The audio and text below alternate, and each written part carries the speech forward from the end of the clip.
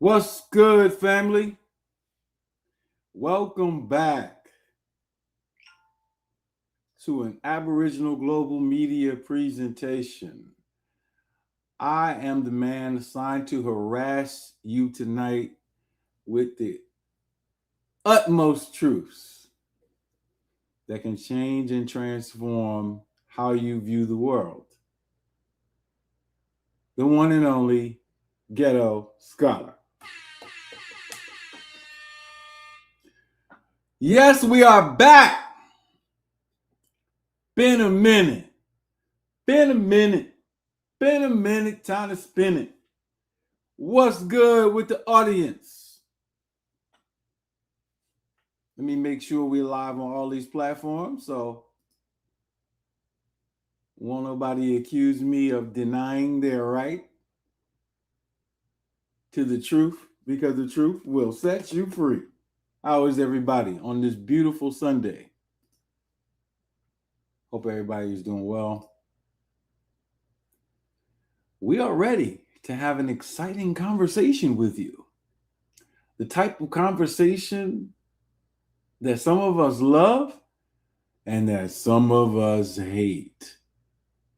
Once again, welcome. I am the Ghetto Scholar, here to talk about the subject that we have here tonight.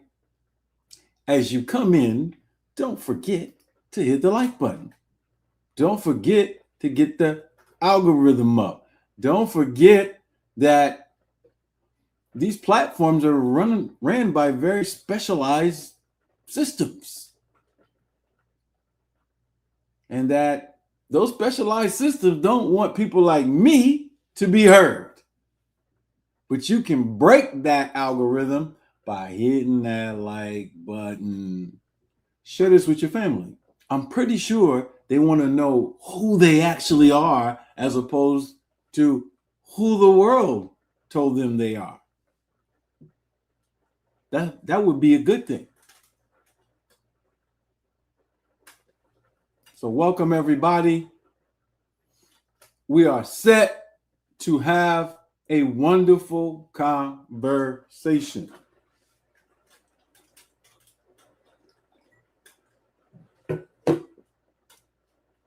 All right. Some announcements before we begin. And I might need y'all help on this. Oh, actually, no, I solved the problem. I was trying to figure out how to share the information about this year's 2026 Indigenous Summit of the Americas.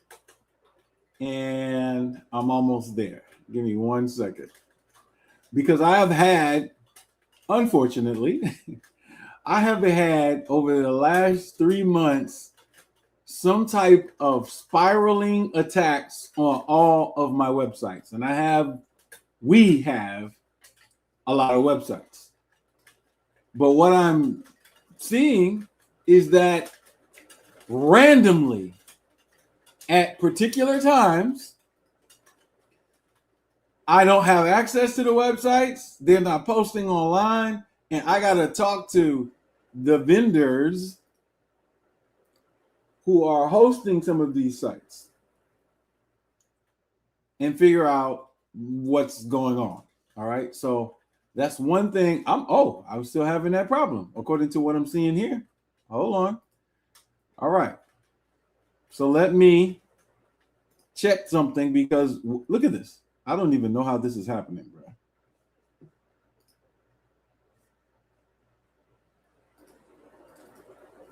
Yeah. So some kind of way, my websites are being offloaded, completely offline. All right. But anyway, the point is that we're going to fix that. I wanted to share the aboriginalvillageproject.org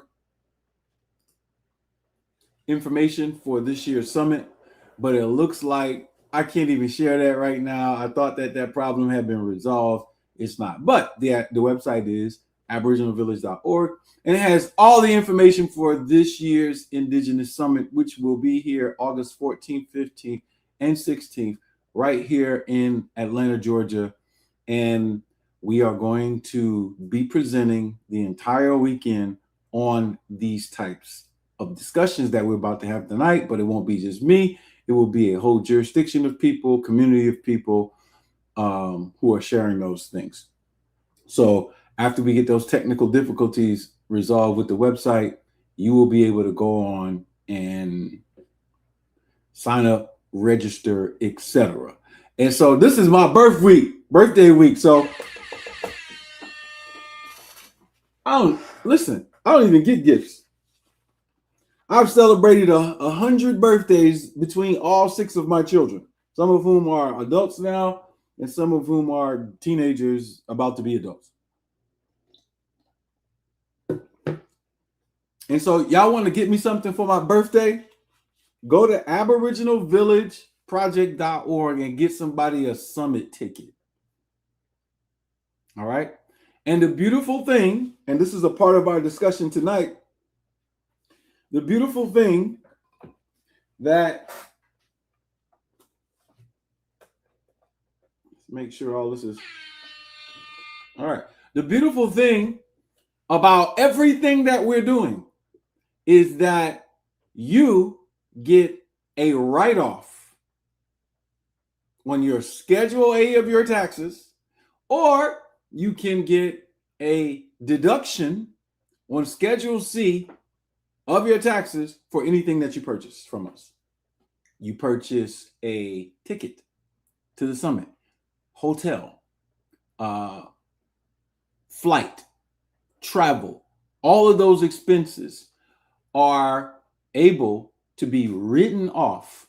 Anything that you buy from our various nonprofit trusts under our tribal jurisdiction, tribal FBOs is the appropriate designation, you get a write-off for it. And we will be continuing to educate the community publicly that everything we do, we can offer it for free. Everything. Anything you buy from any one of our nonprofit trusts is free. You get to write them off legally.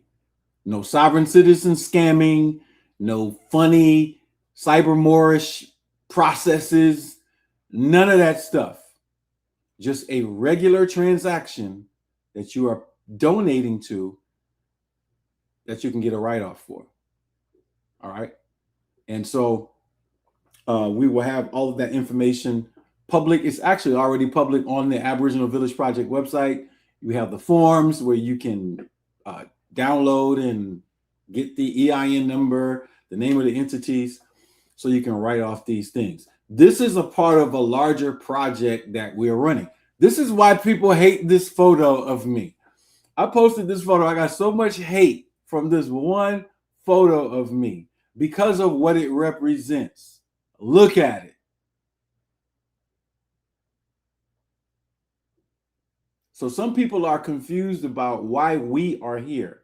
We are here to rectify a problem.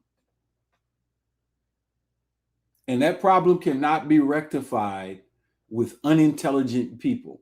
So what all of you need to understand is that when you come around us, you're dealing with some very well-studied people in the subjects that we are dealing with, because we study the subjects via institutions. So if I say you can get a write-off on Schedule A of your 1040 tax returns, or a business deduction because you contributed to a charitable organization and you got some type of cross marketing or advertising benefit, yes, if you buy a ticket or any of those particular things, we will give you free advertising for your business or whatever you do throughout the marketing plan of the development of the summit. So we need to give ourselves a round of applause. Because guess what? Guess what? The more we offer these types of things to the community, and the more you become aware that these things are real and that you can do them, the more problems we are about to solve that we keep complaining about. We complain about reparations, restitution, reclamation, uh, uh, poor treatment, and all of these other things. And a part of that is not uh, not being aware of the people who can actually help you in your community. You're looking to in the wrong directions. And maybe we are not wearing suits and other things, but we're here and we can actually make that little plan that I talked about a plan for the entire Black American community exclusively under Indigenous restitution, reparations, and reclamation policy.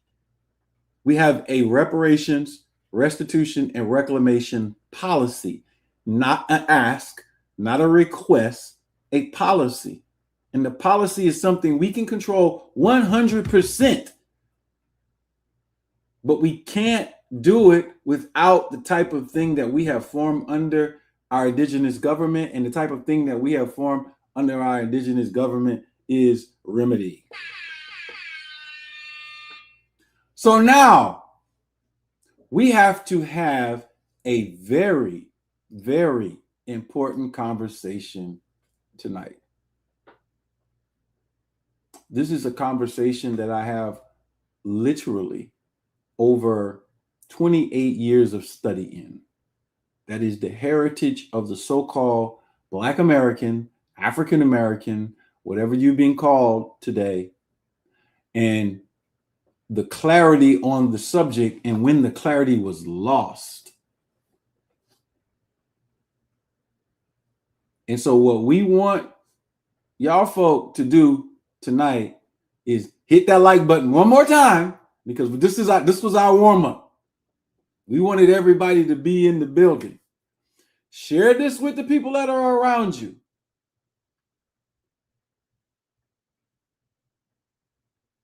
And get an understanding that you have never had before. Can we do that? All right. So, point number one, allow the most intelligent people to lead. Of course, by your election, but allow the most intelligent people to lead. The reason being is because you're going to get the best output. Cream rises to the top.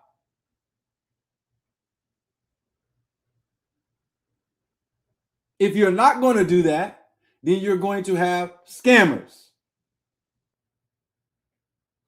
And don't make me play my Young Miami song for everybody, because, hey, look, I don't care. That's about to be my theme song up until my birthday. I only got 3 days left for my birthday. So, yeah, I actually like the beat. The lyrics is trash, but the beat is crazy.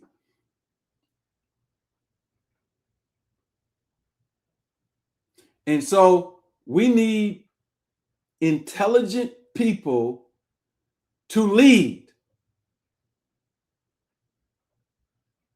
Now, we have a conflict of interest here, though, because the culture that has been shaped by outsiders in our community, from Generation X to millennials to Generation Z, is to allow other things to be the primary voice. A socially engineered,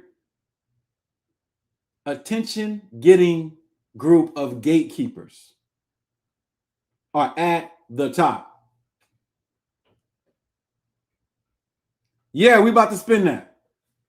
So let's get this started. The conversation that I brought to you tonight is about the two civil wars, and the cause, the how, the where, and the when of the loss of your identity and the loss of your heritage. When did it happen? In our jurist class today, we made the statement that it only takes education to protect law and government. But that can be lost in one generation. And it was lost in one generation. The generation that lost it was the generation from 1812 to 1835.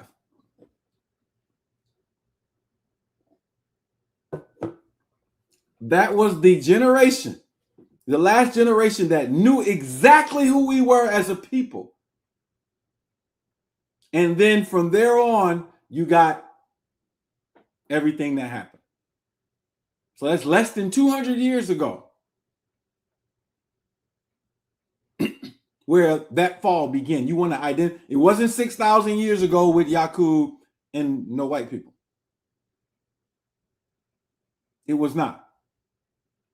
It was not 500 years ago with Christopher Columbus. It wasn't 1609 in Jamestown, Virginia.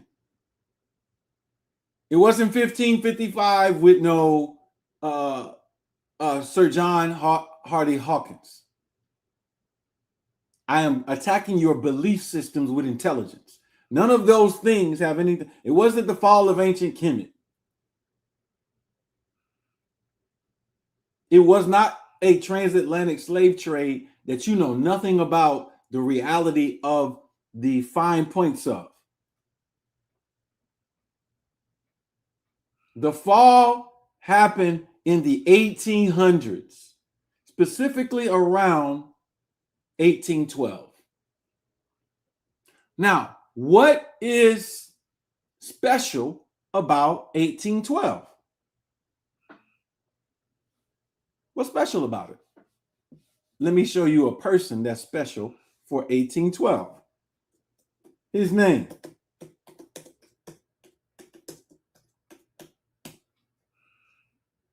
Let's put him up on the dashboard, y'all. Let's put him up on the dashboard. What's special about the year 1812? Well, this is what's special about 1812. Keep in mind, Francis Scott Key, as you can see here, was born in 1779. Francis Scott Key is the author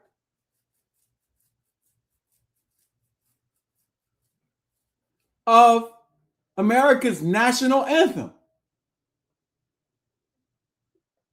He's a lawyer.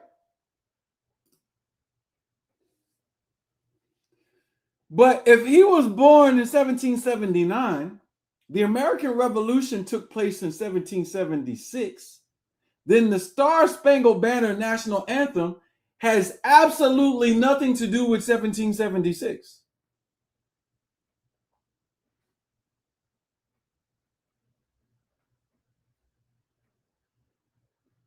Nothing. The national anthem was not associated with the war for revolution in 1776. What? Yeah. And oh, say, can you see by the dawn's early light what so proudly we hailed at the twilight's last gleaming with our stripes and bright stars through the perilous fight. Oh, say does that star-spangled banner yet wave over the land of the free and the home of the brave? Wait a minute, he wasn't even born when the American Revolution was fought. This song is not about America's allegedly greatest battle. This song is about the War of 1812.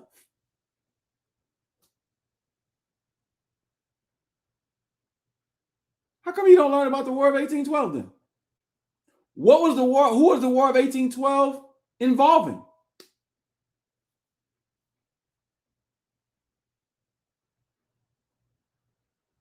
What was the culminating cause of the War of 1812?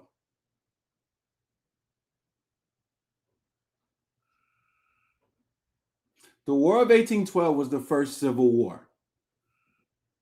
Now, let me help you out because you're going to argue with me. I know you're going to argue with me. I know you're going to argue with me. I know you're going to argue with me. But we got Francis Scott Key out of the way. Now, let me use some common sense with you. What is a civil war? A civil war is a war within a nation.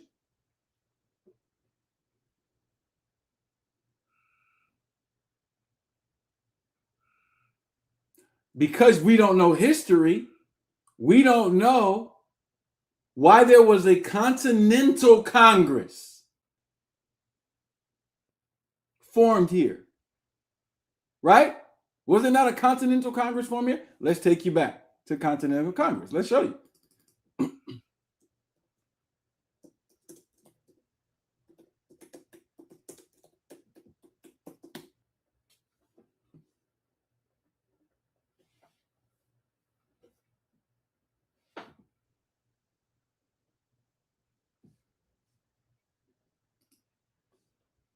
All right, Continental Congress.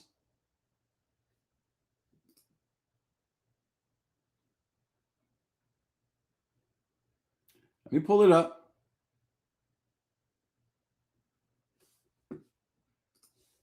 Watch this.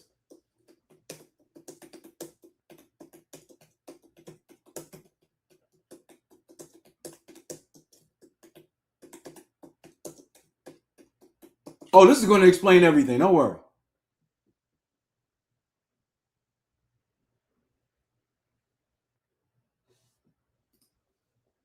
Watch this.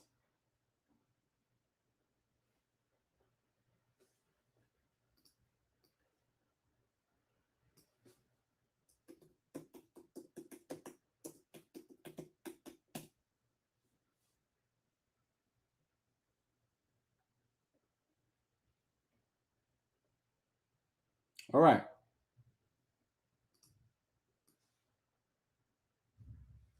There we go.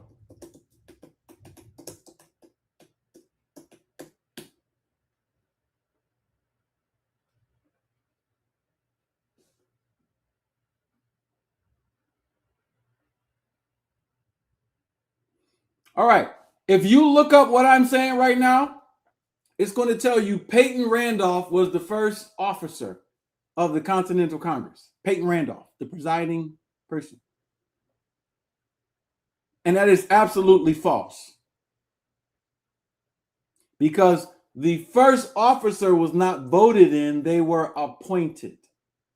And who was the first officer appointed to a Continental Congress to talk about governance? It was Charles Thompson, the only secretary that kept all the records of the Continental Congress. And he was appointed by T.D. Shone. I got to get this out of the way first because I'm coming back to the War of 1812 to prove it was a civil war. And that Continental Congress was allegedly in rebellion to Great Britain.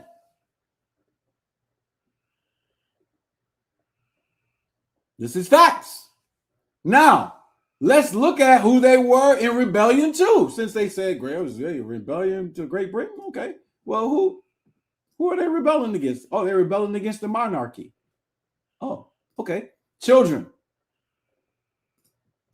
bring out your phones to screenshot this and share this with your vote. Because we want to know, and let's get the print. We want to know why.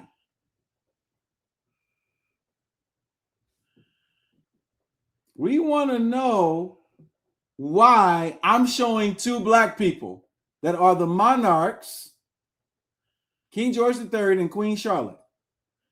of Great Britain at the time with a description of how they look. Why does Queen Charlotte have a mulatto face?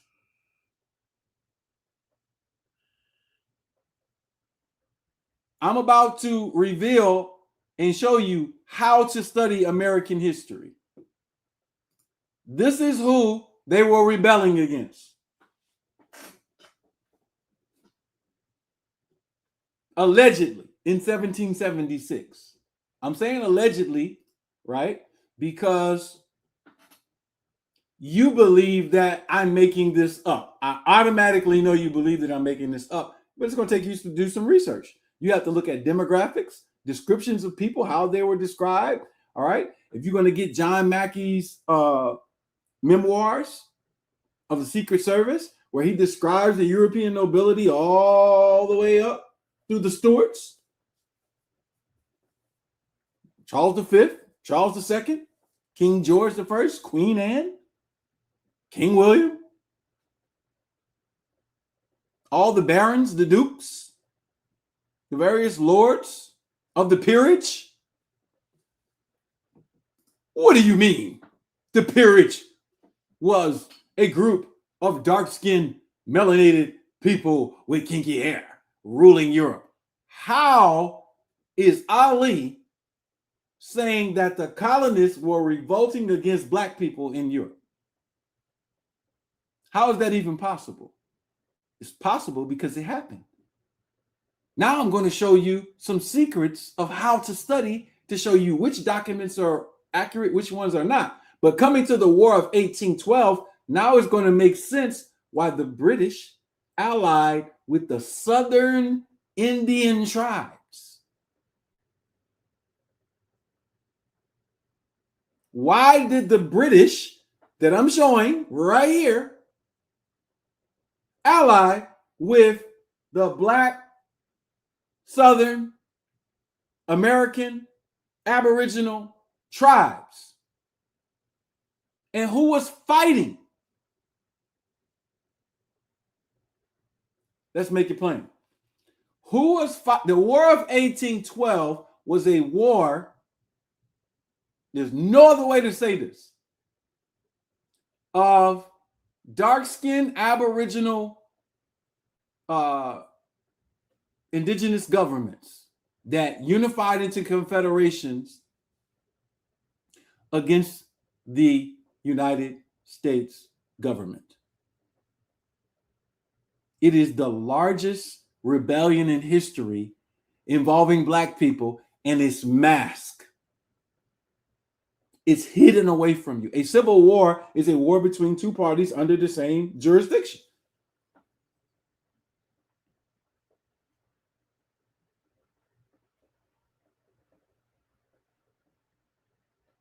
And so now we're looking at it, but let me give you some keys now. I got to give you some higher keys now. I got to give you some better keys now.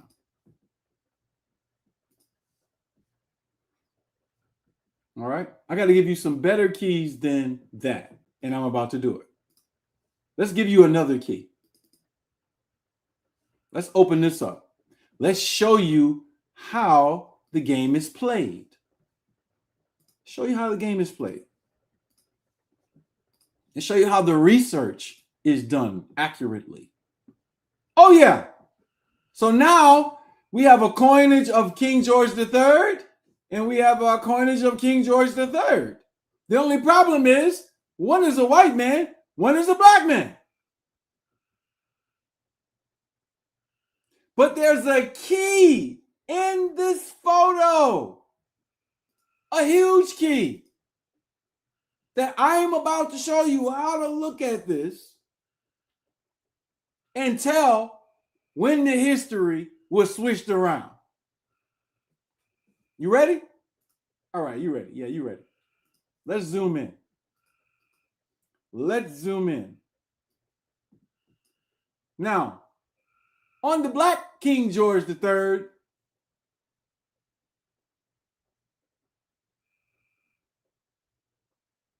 you have J792. On the white King George III, you have 1820. One of these is the year 792 in the era of Eosus or Jesus. The other is the year 1820. And the reason why this becomes important is this shows you which documents were legitimately altered. Let me go further.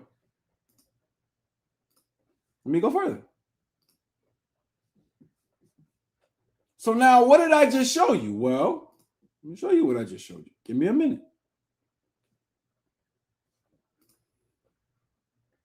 Let me show you what I just showed you.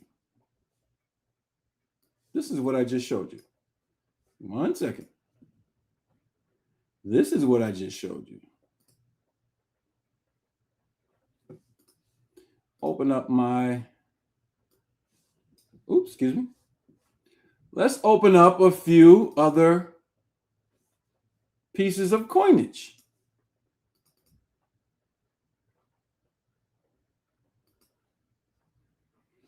All right. We got one from the 1600s, 1680, that I'm about to show. All right. Let's take a look at it. Let's take a look at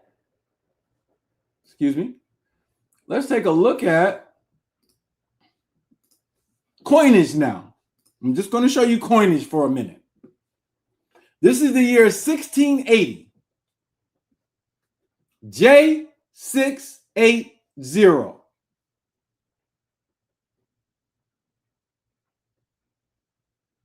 Got it? Do you see it?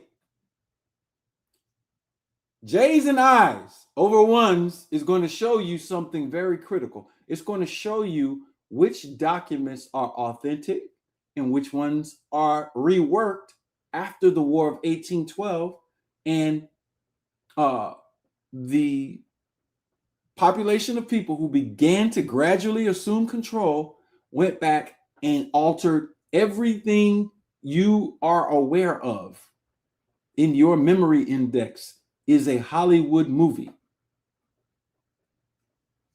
Let's keep going. I'm not going to stop there. Let's keep going. Let's keep pulling up the coinage and showing the facts. Let's do it again. This is 1763, a critical year to what I'm talking about. But look at what year. 1763 is the same time that Black King George III made an agreement with the American Aboriginals about how his subject slave population could no longer steal land. It's called the Proclamation of 1763. This is why they were mad at this Black king, these white slaves. I must highlight the fact that they are white slaves. You're hiding under the term indentured servant. Oh, you're hiding. You can't hide, though. There's too many things written down. Everything is written down. Let's show you. 1763. Let's show you. Let's keep going. Evidence. Take the screenshots. I don't want to hear nothing but Ali showed us everything that we needed to see. J763. J7. You want to see it? Want to zoom in to make sure that it's not a 1? It's a J.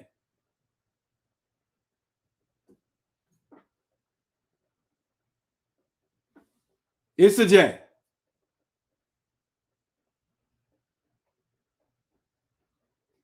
Y'all can make up what y'all want about what y'all seeing. I'm not confused about what I'm seeing. Somebody's talking about when Jesus, that does not matter right now. And you're wrong about it. You don't know the subject. But that's okay. We like guessing. And this is a part of why we are in the condition that we're in as a people. Spooky guessers.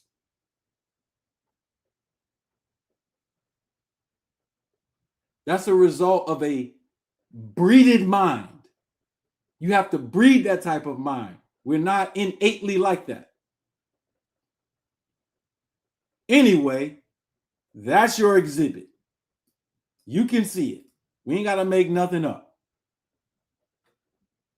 So now you can go and find coinage at the same time in the same year that does not have this J on it. It has a 1. Then you got to look at, in a very patient way, why is this happening?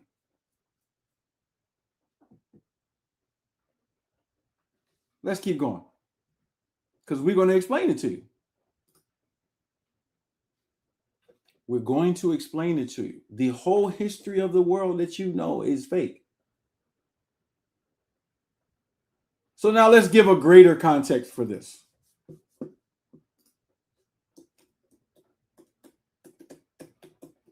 Let's give a greater context for this. Let's go to my book that I wrote on this. All right.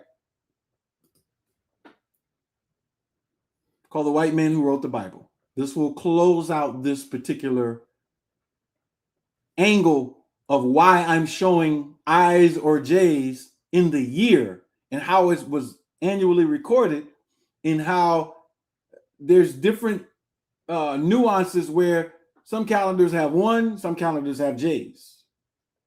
And before the J in the 1500s, it was an I. All right.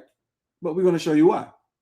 So you have clarity on that. And then we can move on to this 1812 and 1860, 2 civil wars that we're claiming are civil wars that took place that involve your people. And this is why you don't know your heritage or your history or anything surrounding these particular things, because you need to learn what happened.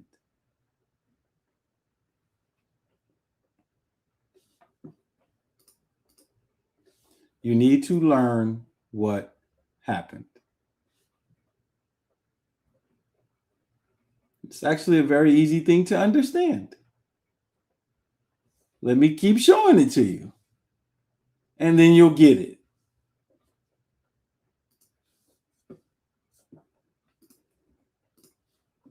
But this is not the guess channel. We don't guess over here. We say we don't know, and then we go find out. Page 185 of The White Man Who Wrote the Bible. Here we see the use of the letter J representing Jesus, or the era of Jesus, which was from the time of the Great East-West Schism. The use of the letter J came around 1524. Gian Giorgio Trissino was the first to explicitly distinguish I and J as representing separate sounds in his Epistola della Tresina della Lettera, all of that in Italian. And so here we have an engraving of George Pence, a 16th century painter. The alleged date, 1548, on this engraving is transcribed as J548, with the first letter of the name Jesus used in lieu of the digit. Here we go. Not only that, let's keep going. Here we have in the 1600s the letter J being used. Let's keep going. Here in the year 1744, we have the J being used.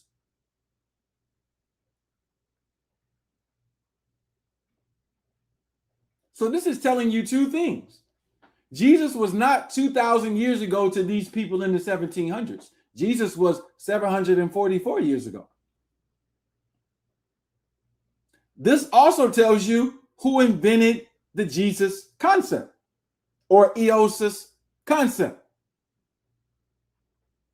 The eosis concept was created in another war that was about 1,000 years from now ago.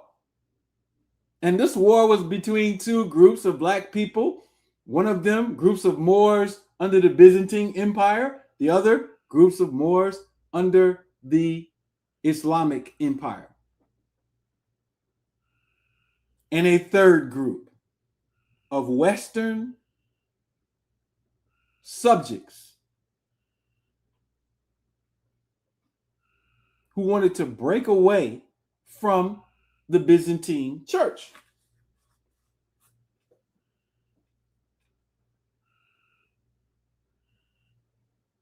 And in doing so, they took a mythical figure, just like we have mythical figures like Osiris and Isis and all kind of other entities, and Mithra, Zoroaster, Buddha. Even if these people were depicting some historical person, they become a mythos. This person, Eosus, Isho, became a part of a mythos. But the timing is off. He wasn't 2,000 years ago. And these people knew it. They knew it. They were here before y'all. Y'all are here today in the United States of America, standing up for an entity that does not even exist in history. Yes, I'm talking about your religion. It is fake. Now, this is at the heart of the core of the colonization. Because we can keep going all day. I'm talking all day long. Before 1524, it was an I 380. Eosus.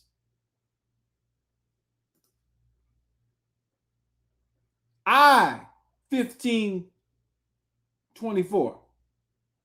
Eosus.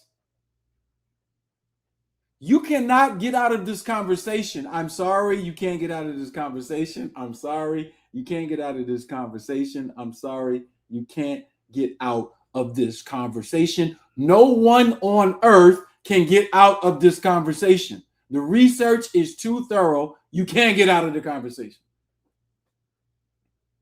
There was absolutely nobody 2,000 years ago named Jesus, Eosus, Yeshua, or nobody. According to history. According to your belief, you're entitled to believe anything that you want. We have to respect it, and we're not going to harass you. But for the sake of real events in history, your belief is just a belief. Now, those black people knew it, who I'm showing the coinage of. The only reason I went to this book to show this book is to show you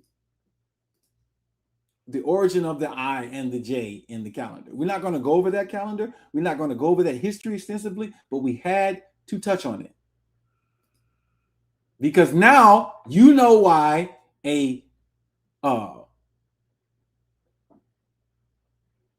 King George III with dark melanated skin would generate a coinage that looks like this with a J on it.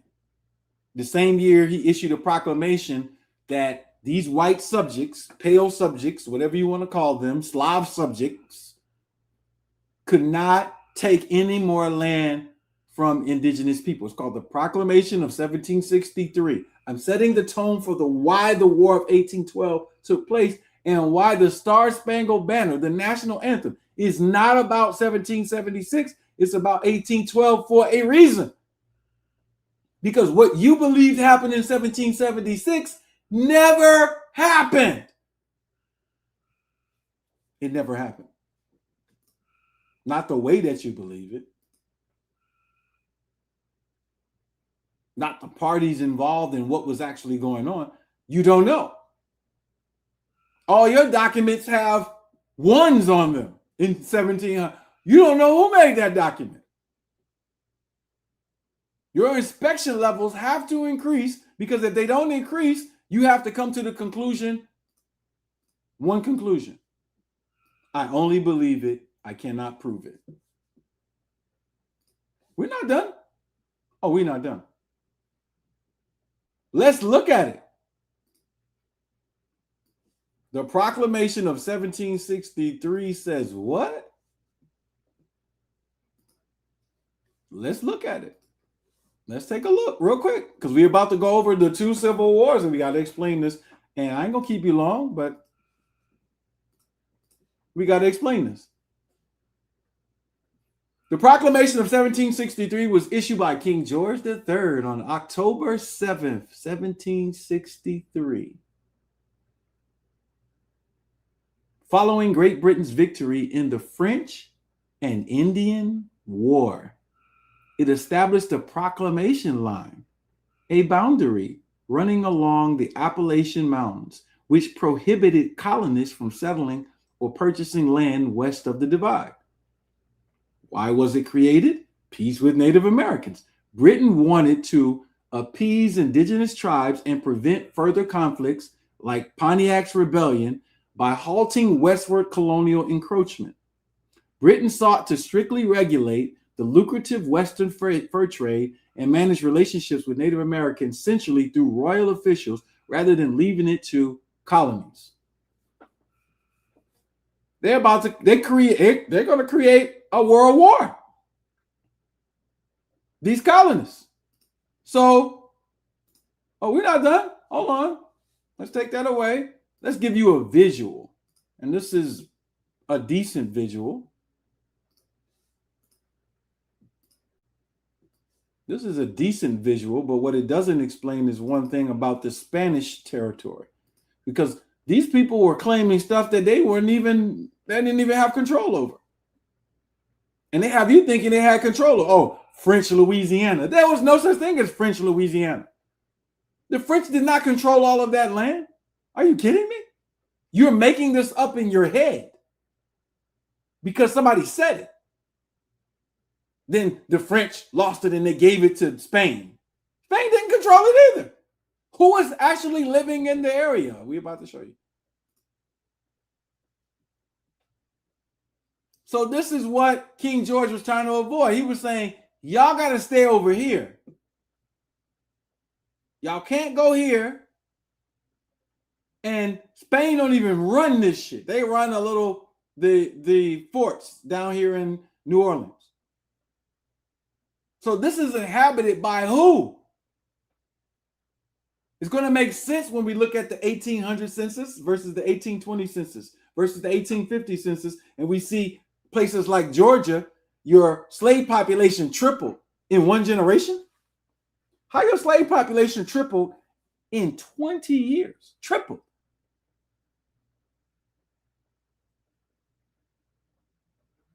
Not the white population.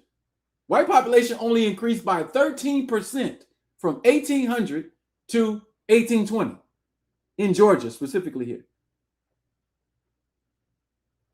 13%. But the slave population increased 3 times, 150%, which is 137% more than you.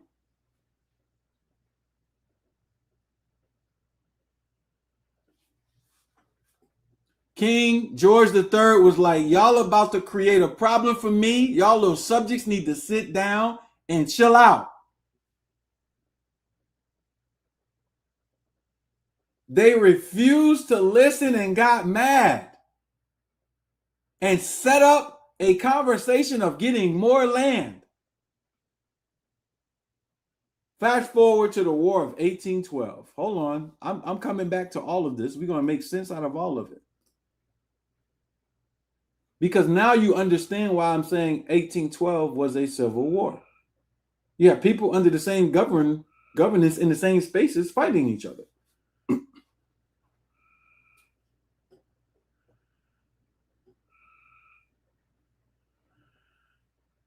And now you start hearing names like Tecumseh,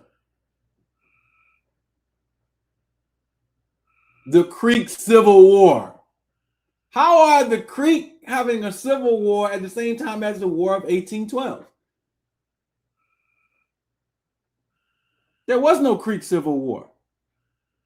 There was Andrew Jackson allying with the Cherokee, a white tribe, to overthrow the Creek Empire in the South.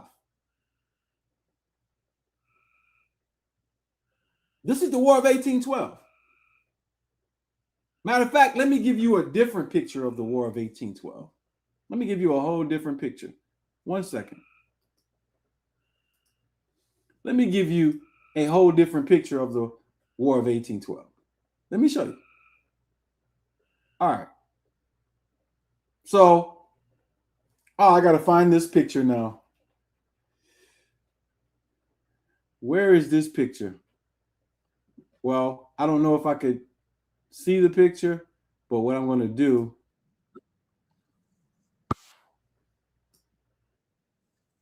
Oh, hold on.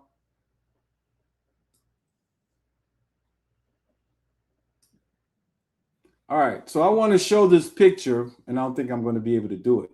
But it's Aboriginals holding an American soldier. Let me show it. I think I can show it.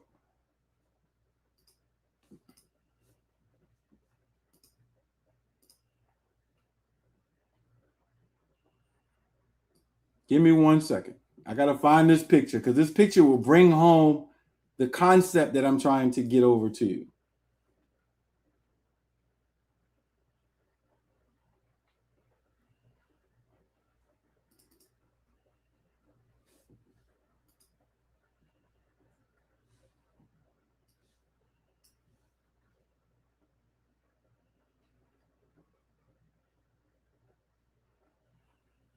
All right. Let's see if I can find it.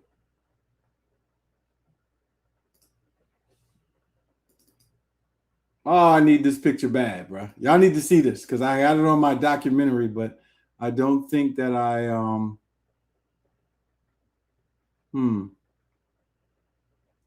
I don't think that I have it loaded, and I should have loaded this earlier, but it's okay. Anyway, if I can't find the picture, that's fine.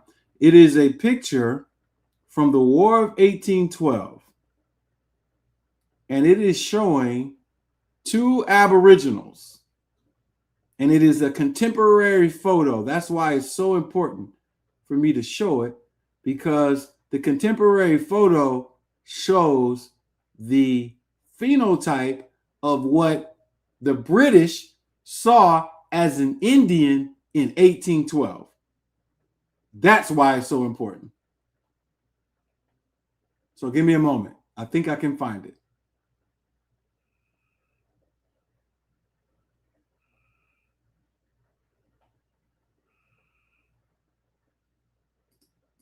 Let's see. Is this it? Nope. All right.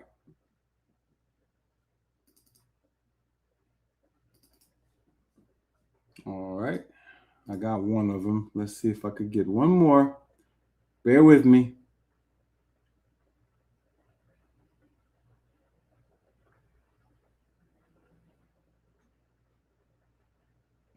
Oh, I can look this up online. I shouldn't even waste my time because I can look this up. All right. So give me a sec.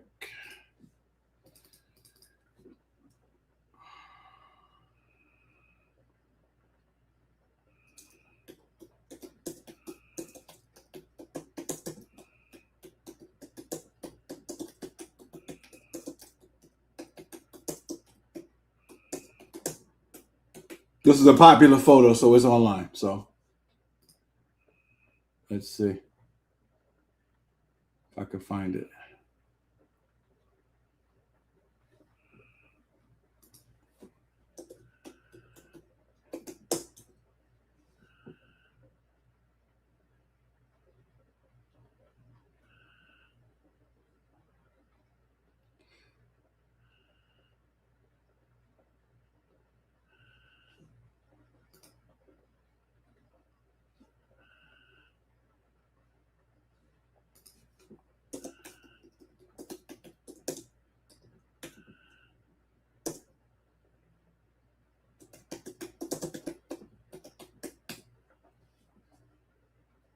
Ah, see, this is a rare photo, so I gotta pull it from my documentary. Ah, I hate that. All right, all right. So I ain't gonna delay y'all no more. But if y'all watch my documentary on Patreon, you will definitely see it. It's at the beginning, and I want to show this so bad because this fits everything that I'm saying.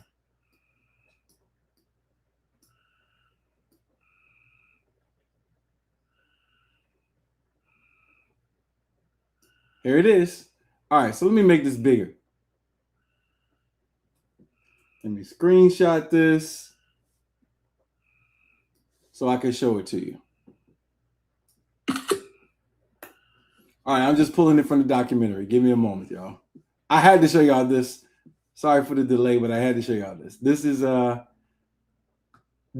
especially if sometimes there are children who are watching us as we're doing this, and they need to be able to see. All right, so this is a view of Winchester in North America, and it's dedicated to the War of 1812 and what happened in Washington, D.C. So look at this, man. This is crazy. I got to show y'all this. I had to. I was going to take the time out I had to show it to y'all. There you go. All right. Take a look.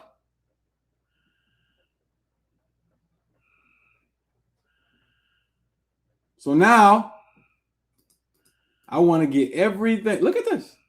Look at how they're depicting the Indians.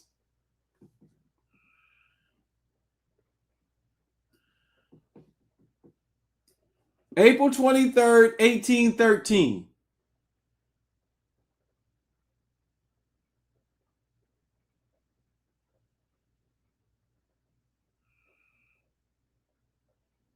He's smoking that good tobacco.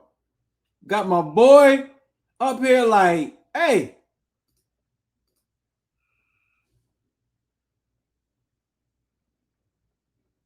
She got the baby on her breast. Then took the boy hat, and you know how black people are. We take people hats and everything after we whoop their ass.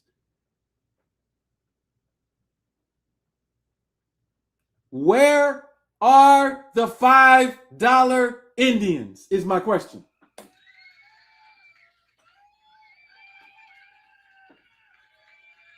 This is an original contemporary sketch of what the American Indians in Virginia and the DC area looked like at the time of the War of 1812. Where are the $5 Indians? I need the $5 Indians to step forward, please.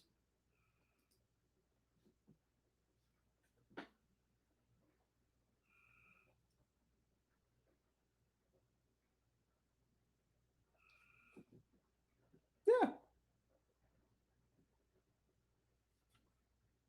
So now, not only does the art reflect this, but the commentary reflects the same thing.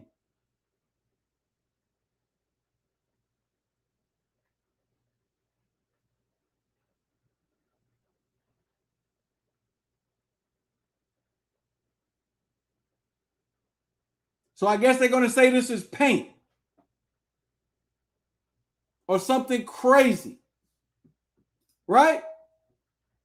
Aren't they going to tell you, all right, bro, they just you're going extreme. That's paint. Now we're about to go through some data because I just wanted to get to that point and show you some data. So now let me prove my point on this census stuff. Hold on, let's go.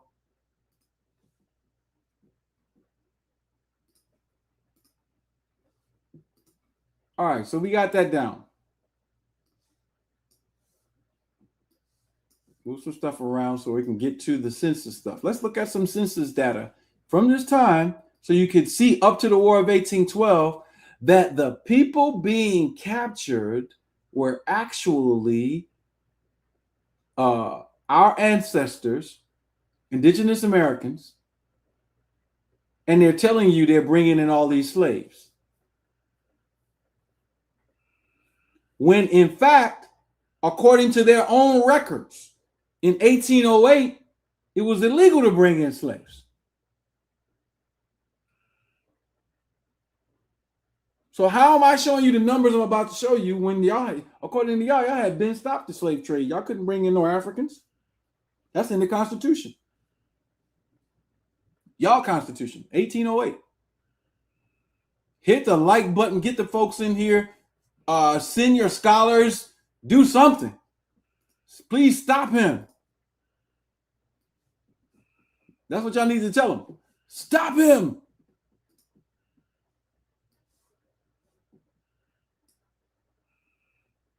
Let's look at it.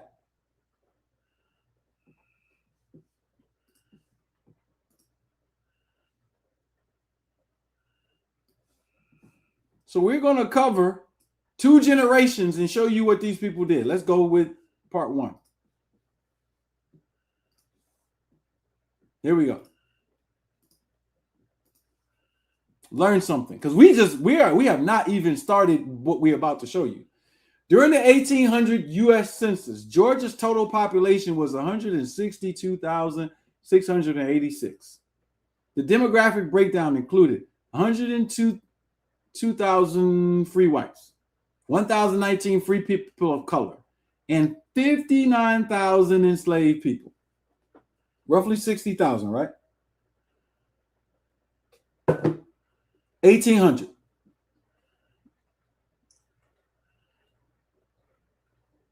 This is like going from 2006. Imagine this. Imagine the black population tripling from 50 million to 150 million from 2006 to 2026. Just imagine that. What would that be like?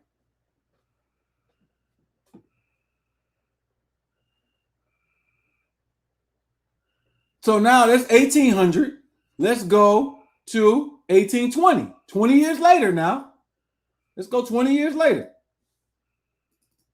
1820 census, Georgia. Remember the numbers.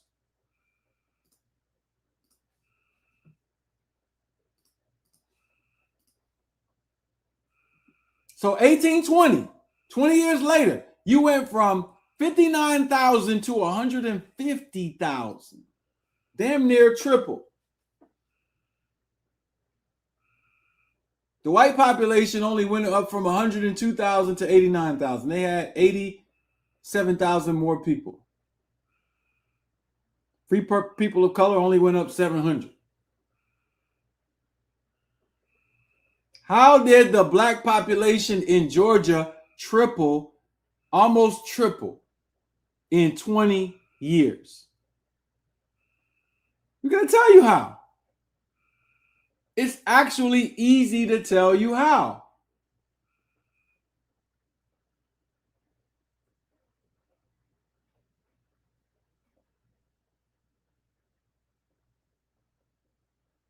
What were the people who were in Georgia, Florida, and South Carolina? Who were they?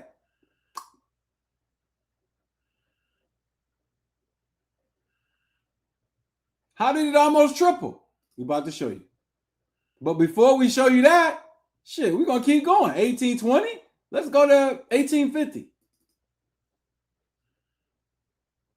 Now we at 381,000. Now look, the white population was at 189,000 in 1820. Watch how far it goes up. And this is what you need to understand, that they were shipping these white people over into the country.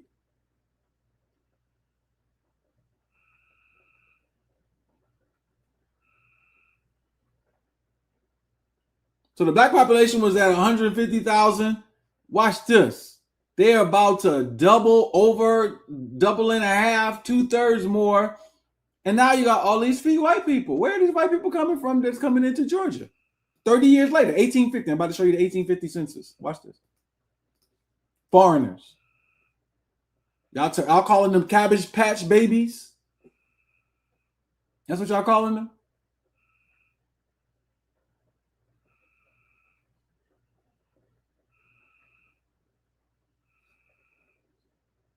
From 1 150,000 to 381. Then from 189, how did you get all of these white people here, bro? Where did they come from? You were shipping them in. No, you were not shipping them in. They were already here. The niggas was slaves. I'm about to prove it. Because I asked you a question about what was beyond that 1763 proclamation line. All you saw was Indian territory. What you did not see is that they were slaves. I'm about to prove it to you. Hold on. Yeah, they were shipping people in. But these folks were slaves, and I'm about to prove it. Y'all, how come we never learn about we learn about the Indian slave trade, Indians being slaves. How come we don't learn about the masses of people who were being taken into slavery by our people? It's a war. Show the whole war. Oh, you don't want to show the whole war? I'll show it then.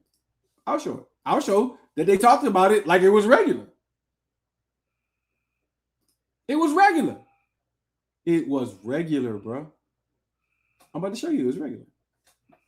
Let's go to the life of Charles Thompson, right? The first secretary of the Continental Congress. Let's see what he had to say about it. Let's go to his book, The Life of Charles Thompson.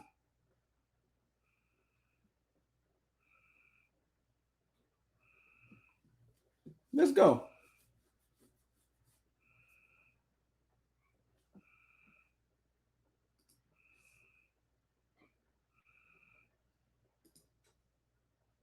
Were we taking them slaves?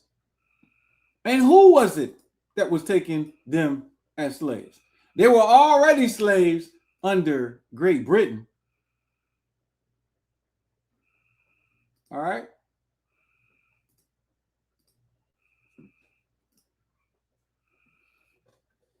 The Life of Charles Thompson, page 46.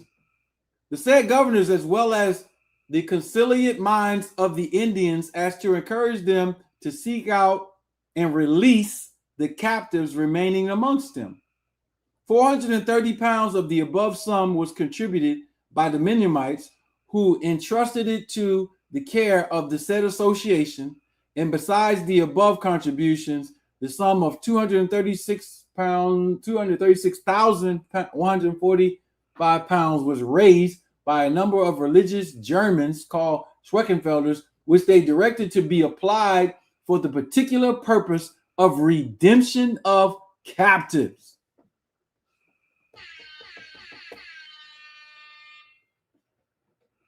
Boy, you paid 236,145, or is that 236 and 14 cents? It don't matter. You pay him money to have your white people released from being captives.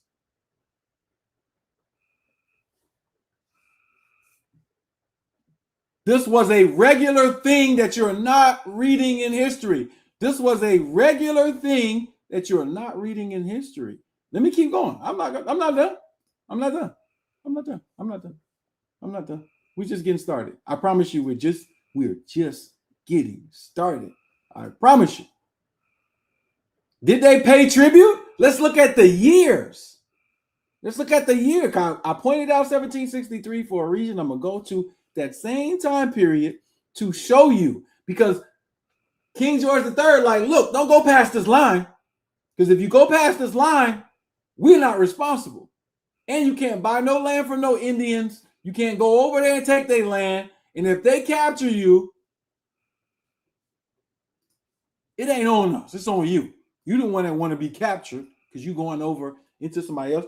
The Friendly Association, which is the Quakers, was first promoted in the 11th month, 1756, and continued to the 19th of the 4th month of 1763, during which time the committee were annually elected by the subscribers, who met on the 19th of the 4th month in each year to receive, from the said committee an account of their transactions and expenditures of the money raised, which amounted to 4,004 pounds, which was chiefly laid out in presents to the Indians and delivered to them at the public treaties, either by the governors of the province, Morris and Denny, on behalf of the subscribers.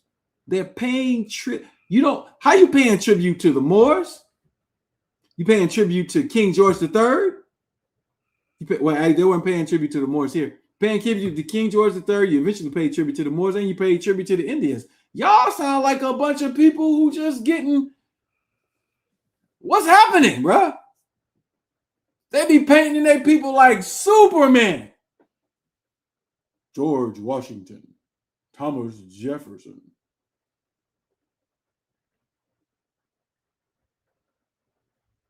Bruh, y'all captive. Y'all gotta pay to be released.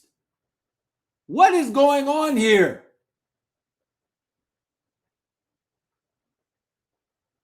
We about to see what's going on. This is a walk down right here, bro. This is about to be the nastiest walk down of all time. I promise you. Watch this walk down. Watch it. Watch it. Watch the walk down, man. Watch the walk down. This is about to get ugly. I promise you it's about to get ugly. All right, so we showed the proclamation. We're re-establishing the context of what was actually happening here versus what you believe. Because you believe one thing, but it's a whole nother story, and we're about to get that story. Hold on. Wait a minute. I don't want to do that. I want to show some history. Come on now. Y'all got all types of theories. We're not dealing with no theories. Let's go deal with reality. Come on. Who was coming here? Were white people being brought here as slaves, prisoners, by a black nobility? Like, were they, or am I making this up? All right, let's see. You see it. Let's read it. The National Humanities Center Resource Toolbox. Becoming American, the British Atlantic Colony, 1690 to 1763. The Confession of John Grimes. John Grimes was one of 50,000 convicted criminals transported to America by the British government to be sold, S-O-L-D, sold as indentured servants. In 1765, Grimes and two other Irish servants were convicted of burglary in New Jersey and sentenced to death by hanging. Felons' final statements were often published as pamphlets to be circulated on the... I know what you're about to say. Oh, well, the Irish, it was the Irish, and the Irish was treated like slaves. Hold on. Before you even do that, I'm going to come off of this one. I'm going to show you somebody that wasn't Irish, because I already know how y'all play. So I get caught in the narratives of history, and then you want me to actually co-sign and believe what you're saying. No, I will not. I will not subscribe to it. Let's read what happened. Let's read what really happened.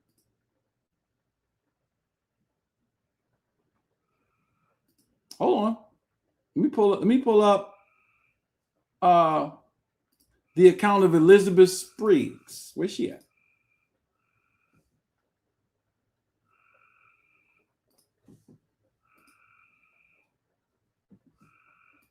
I got a bunch of these accounts. Which one I want to read? Let's see.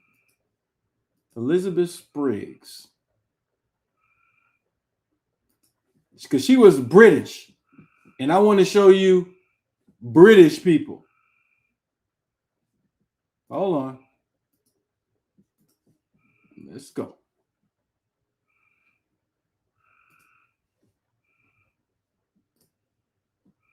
I don't want that one.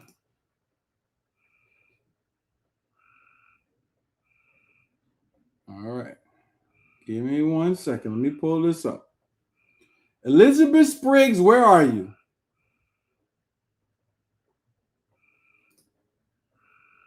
somewhere in here. There we go. Here we go. White slavery in the colonial period. All right, so let's show you this. This is just the description, and then we're going to read what she wrote. She wrote a letter to her father that he never received. White slavery in the colonial period. A letter by white slave Elizabeth Spriggs in Maryland to her father, John Spriggs in London, England, September 22nd, 1756, describes some of the conditions that these white slaves live under. All right. Hold on. What kind of condition did you live under, Elizabeth? Let's read it. Let's read the print from it. You can get this letter. You can look her up.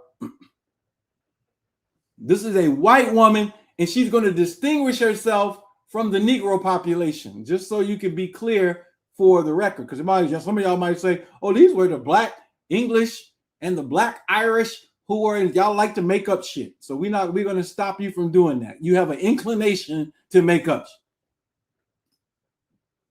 shit. This letter, you can look it up. It's all over line, all over every kind of archives, etc. Honored father, oh dear father, I am sure you'll pity your distressed daughter. What we unfortunate English people suffer here is beyond the probability of you in England to conceive. Let it suffice that I am one of the unhappy number, toiling day and night, and very often in the horse's drudgery. That's the horse's sugar honey iced tea, by the way. With only the comfort of hearing me called you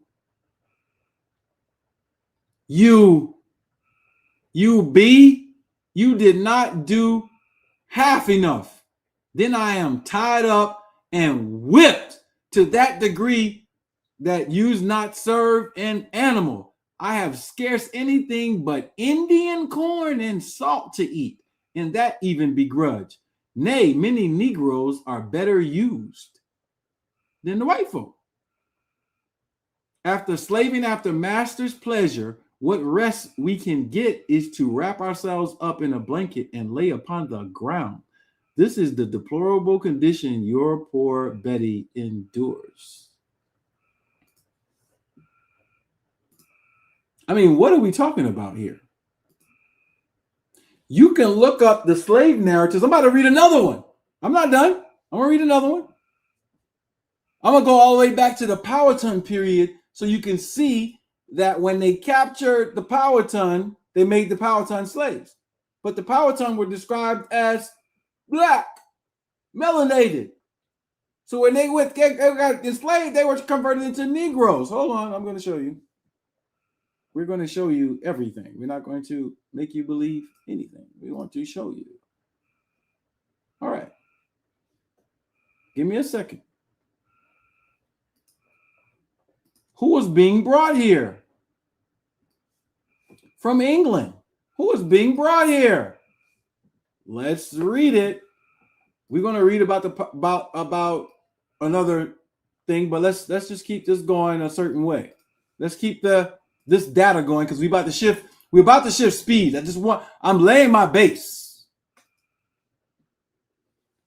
1600 to 1700. I'm going to show you the book this is from. All right. John Camden Houghton.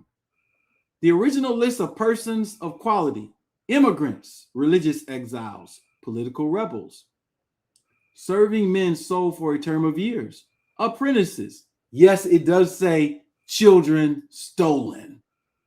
Children stolen. Maidens press and others who went from Great Britain to the American plantations.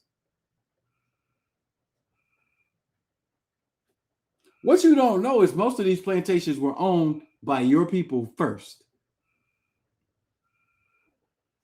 Because they was growing tobacco. Motherfuckers ain't know how to grow no damn tobacco over here. We was growing the tobacco.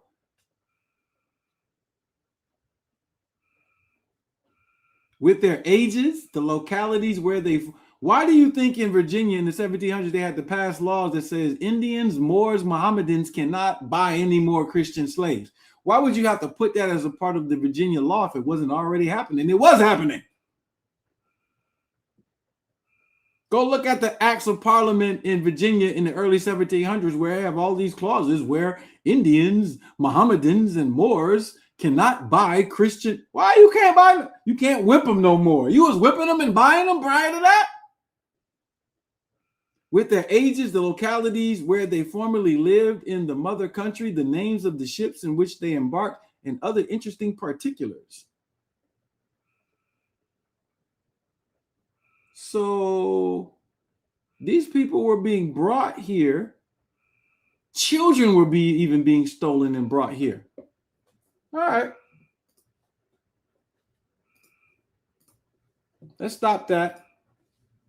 Let's go back. Oh, I'm not done reading. I'm going to keep reading a little bit more. I got to read a little bit more now. I got to read a little bit more. Let's keep reading. Because we want to read. We don't want to have you believe anything. We want to read. We want to read it to you.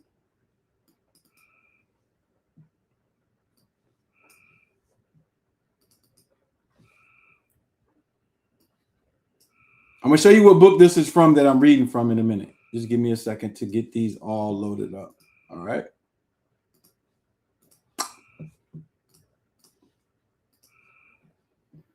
Bristol, England, Bristol in America, a record of the first settlers in the colonies of North America, 1654 to 1685. That is, 31-year period, including the names and places of origin of more than 10,000 servants to foreign plantations who sailed from the port of Bristol to Virginia, Maryland, and other ports of the Atlantic coast, and also the West Indies. Bruh. Who are these people? You keep calling them indentured servants. They talking about, look, man, we get beat. We got Indian corn and we sleep on the ground. Negroes are even treated better than us in some of these places where we at. And we're only dealing with literally a small part of the land where all the other land is owned by all these Indians. Black Indians. Because we're talking before the Indian removal. See, Indian removal is when you had this change, the phenotype change of what an Indian is, and we're going to show you how that happened. All right, but let us keep going. Hold on. Before we keep going,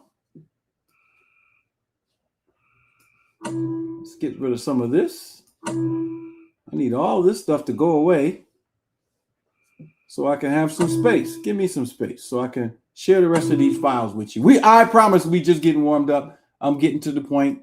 Give me a minute. I want to read some more. Now, I'm not the only one that talks about this kind of stuff.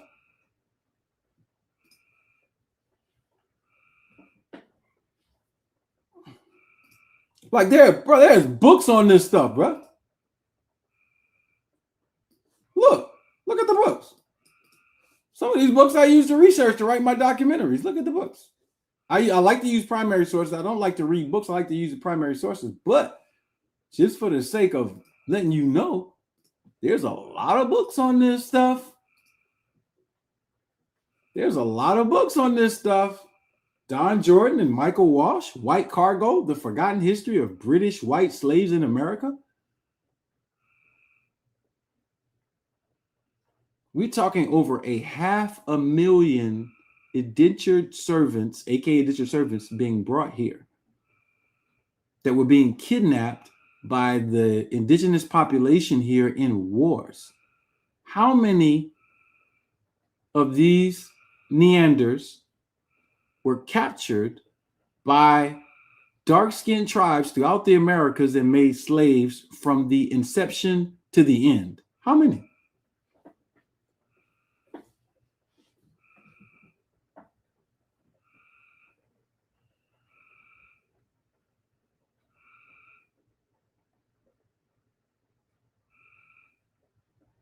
Y'all asking the wrong questions. Why would we make them pay to be released? I don't know. I wasn't there.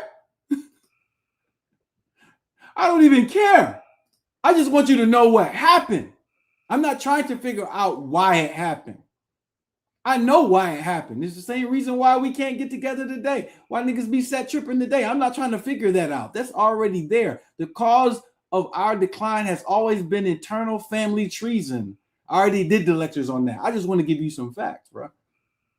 I'm not here to explain to your mind to figure out how white people got into control. They got into control because we got out of control. That's how. But I will oblige you with information to detail some things that you don't know. So let's get back into the subject. All right. So now we're about to cook in a different direction.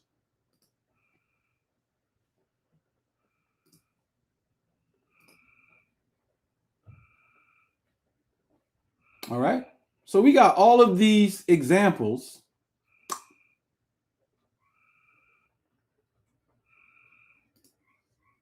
Like, for instance, let's see. We have a man named Richard Frathorn, brought as a white slave servant to Virginia in 1623. He wrote a letter to his parents about the starvation and the disease and all kinds of other things that were happening. Richard Frathorn. But he also details the demographics of what was going on. And look at what he said.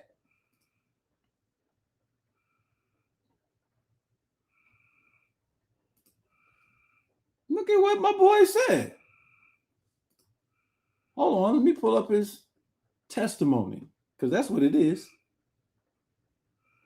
Check this out.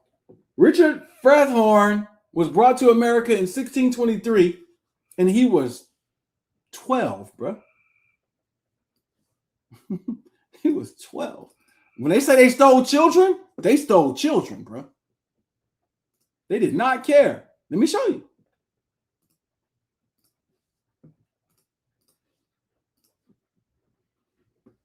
Richard Frathorn was about 12 or 13 years old when he arrived in Jamestown as an indentured servant. Frathorn's impoverished family depended on their parish church for basic needs like food and shelter. In 1623, the parish clergy indentured him to the Virginia Company in exchange to continued food and shelter for his family. Once he arrived in the colony, Frathorn wrote several letters to his parents back in England describing his conditions working on the tobacco plantation called Martin's Hundred. The letter below was the second letter to his parents just 4 months after he arrived. He begged his parents to bring him home even though they could never afford to pay off his indenture. Frathorn died in 1624, about a year after he arrived. Remember that this letter was written by a 12-year-old child sent across the world to work as unfree labor as payment for food and shelter for his family in England. All right, so let's see what happened. Let's read some of the letters. Let's see what happened, Richard. Richard, can you tell us what happened? Sure. No problem, Ali. I'll tell you what happened.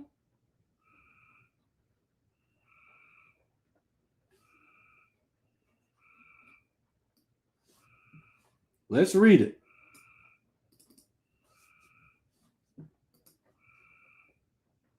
Check this out, what he's about to say. This is wild. 2 parts to this, and then we can jump on it. My most humble duty remembered to you, talking to his father and mother. In God of good health and as myself, I am at the making hereof. This is to let you understand that I, your child, am in a most heavy case. Look at this. Hold on. I need y'all to see this.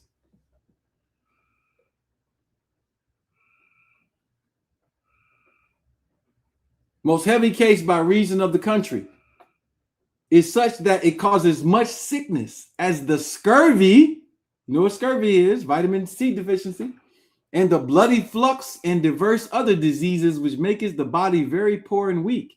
And when we are sick, there is nothing to comfort us. For since I came out of the ship, I never ate anything but peas and loboli, which is water gruel.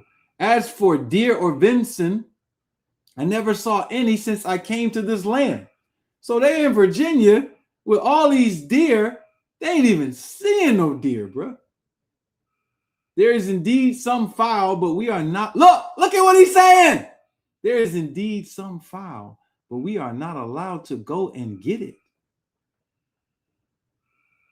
Why not? But must work hard both early and late for a mess of water gruel and a mouthful of bread and beef. A mouthful of bread for a penny loaf must serve 4 men, which is most pitiful. Hold on. This is the condition of y'all of these folk. We're not done. Hold on. Let's go to the next part of the letter. Hold on.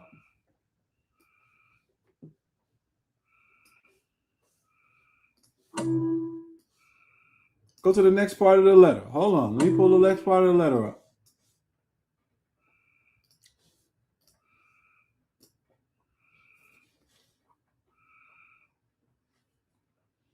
All right. Here we go.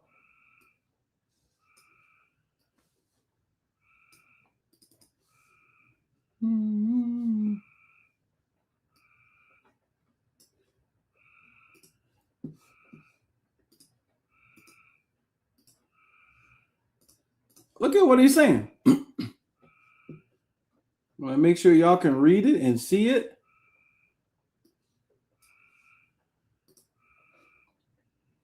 They beg from door to door, for we live in fear of the enemy. Who is the enemy? The enemies are the so-called black Indians. Watch this. Every hour, yet we have had a combat with them on the last Sunday before. This is a holiday related to Lent. All right. And we took 2 alive and made slaves of them. But it was by policy, for we are in great danger, for our plantation is very weak by reason of the death and sickness of our company. For we came but 20 for the merchants, and they are half dead.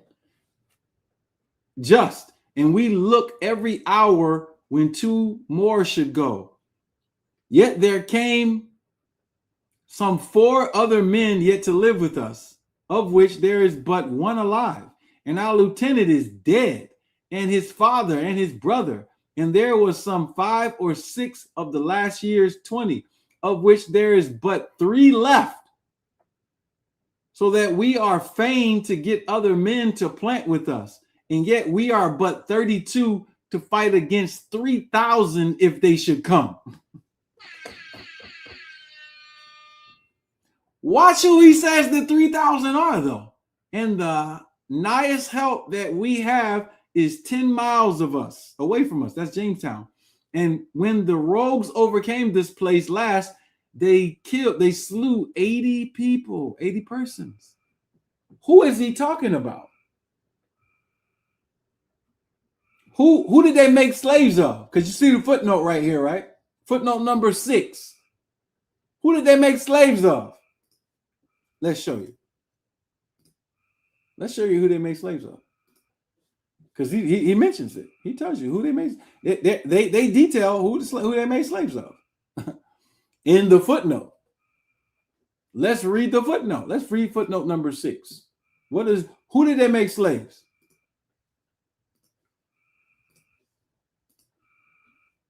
Just to be clear, the indentured servants caught and enslaved Powhatan Indians.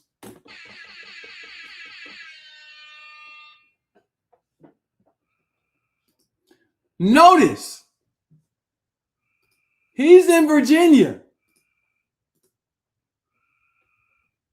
He's not mentioning no Negroes.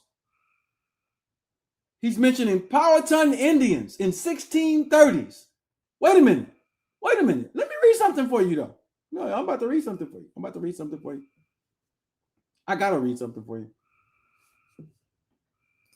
I got to read it. I'm going to go straight from my book, They Lied About the Transatlantic Slave Trade. So in 1634, what was the physical description that white people gave to Powhatan Indians? I wonder what it was. Because if I could give you the demographic to show you who they were, when he enslaved them, then all this is gonna make sense. Bro, ain't nobody making nothing up. Ain't nobody making nothing up. New World empires written in the same century, 1600s. The Powhatan Indians? What does New World Empire say about the Powhatan Indians? Let's see. Keep in mind, Powhatan is the name of a Mayan god, Olmec Mayan, a she god. All right, but we ain't going to focus on that. I have not even begun to cook. I promise you, I haven't gotten to the New Madrid fault line, the War of 1812 and 1860, the Carrington event, and the New Madrid earthquakes that caused all of this confusion and Indian removal. I'm still leading up to it. Sorry, it takes a long time to get to this shit. It takes a long time to get to this. But if they're Powhatan Indians and we have New World empires, this is the book written in 1671, only 30 years after this time period.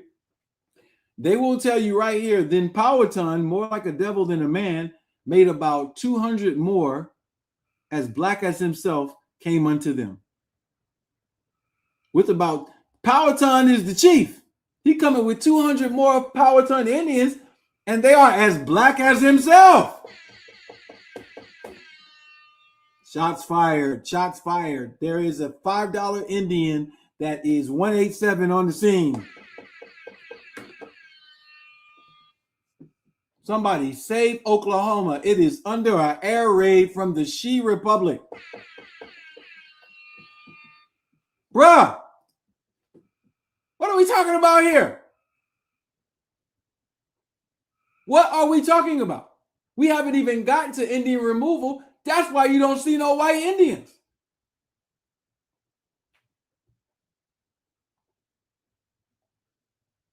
They were around, but they came around at a certain time. So the white subject slaves are reporting that they only got 32 people, 80 men just killed. These Indians can bring 3,000 people up on the spot to run up on us. They just scalped 80 of us. There's only 32 of us. We drinking water gruel and barely can eat. And did you learn this in elementary, middle school, high school, or college? And if not, why not? There is no white historian alive that can step in a room with me and talk any fake nonsense with all of these records. There is no American historian alive that can challenge me on these facts. Oh, wait. Where are they? We haven't even gotten to the main course of the meal, bro. This is the warm-up.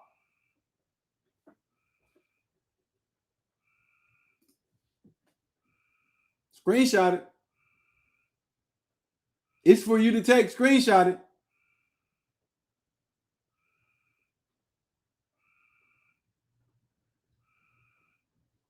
All right. Let's get this out of here. Shut that down.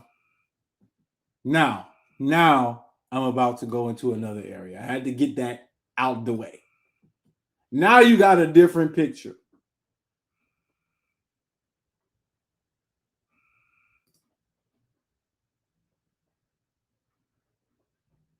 Now you got a whole different picture. So when I show you this,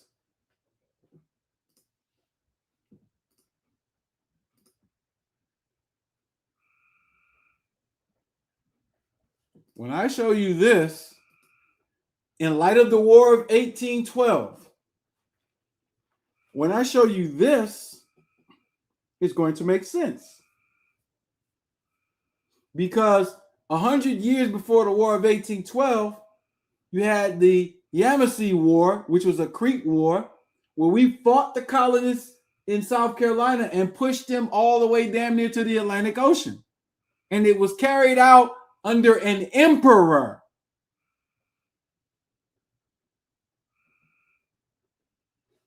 Yes, I said that right. Emperor. We had our own emperors. I'm about to show you. So now with Powhatan is black, you already know the Yamasee were black. I showed you, we shown you the artwork, the verbal confirmations, the contemporary about the Creek under these various names, Yuchi, Yamasee, Timokua. Let's give you some literature. All right, come on.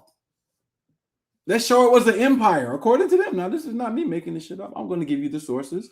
I've already talked about these in the public before, but I'll talk about them in brief just to get to the War of 1812. This is where I wanted to get to. So now you got to understand 100 years before the War of 1812, this is how they saw your people. Get the resource. Emperor Brim, the greatest American Indian.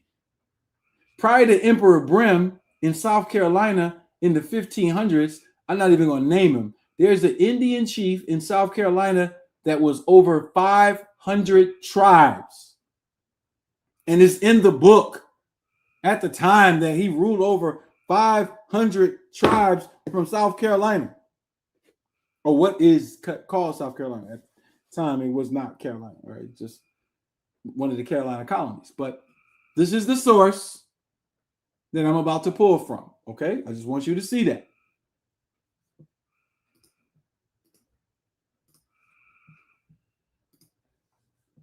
Let's read. What was going on in the South that has these people not wanting to talk about these things? They have a particular way of hiding history. It's easy to understand, and I'm showing you how they do it. Forward. The acts and conduct of the Indian tribes of the Southeast more directly and more vitally affected the existence of the English settlements in America than did those of the Indians of any other section. Unfortunately, they escaped the notice of the Northern historians, whose excellent books have formed the basis of the American history taught in our schools. Consequently, those born within the territory once held by the Creek know a great deal about the Iroquois Confederacy and nothing about the Creek Confederacy. They have read much about the conspiracy of Pontiac and never heard about the Yamasee War. They are familiar with King Philip and never met Emperor Brim. This little book is an effort to restore a great American to his lost place in the history of his native land.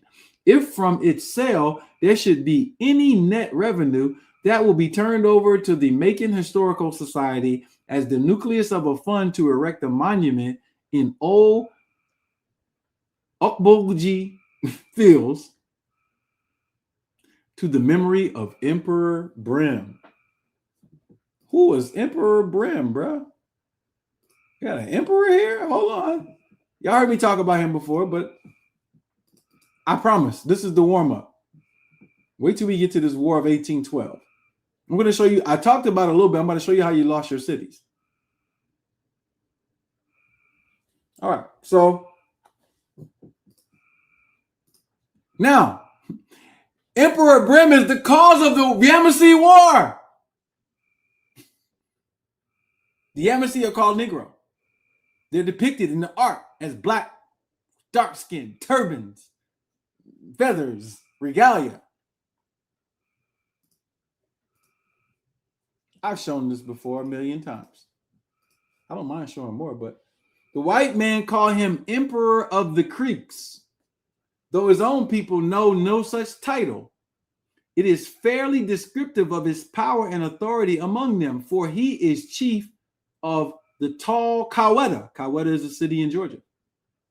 The Red War town, whose prowess before history begins, has won for it the hegemony of the Muskogees and the other tribes that by force or by negotiation they have brought under their confederacy. We cannot tell with certainty just when he first appears upon the stage. When we are able to identify him definitively, he gives the impression of great age. Old Brim, the English call him then. So old, he seems that we believe he must have been that grand cacique who was chief of the Coweta when the Spanish first pushed their canoes beyond the Appalachia. Are you kidding me? Wait a minute. So this material is talking about 1715. The Spanish pushed past Appalachia over 100 years before that, bro.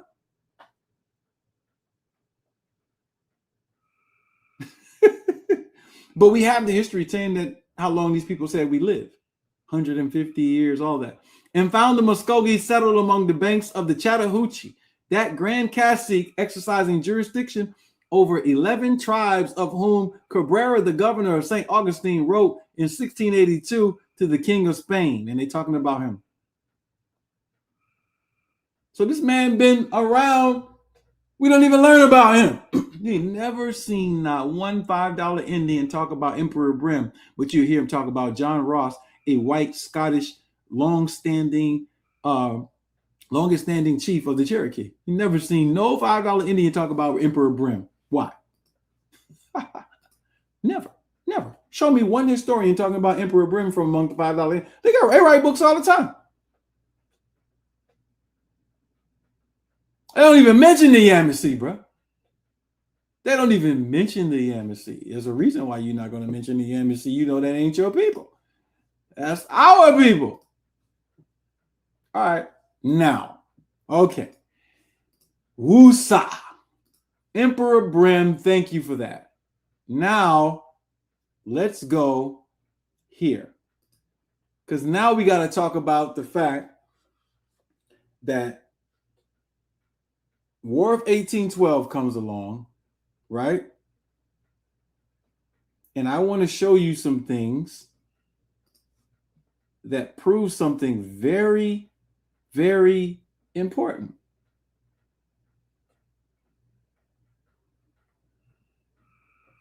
Let me see if I can find it.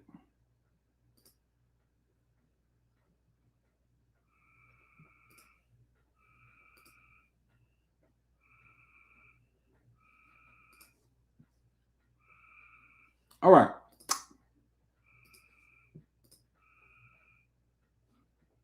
I want to show you something that's very important.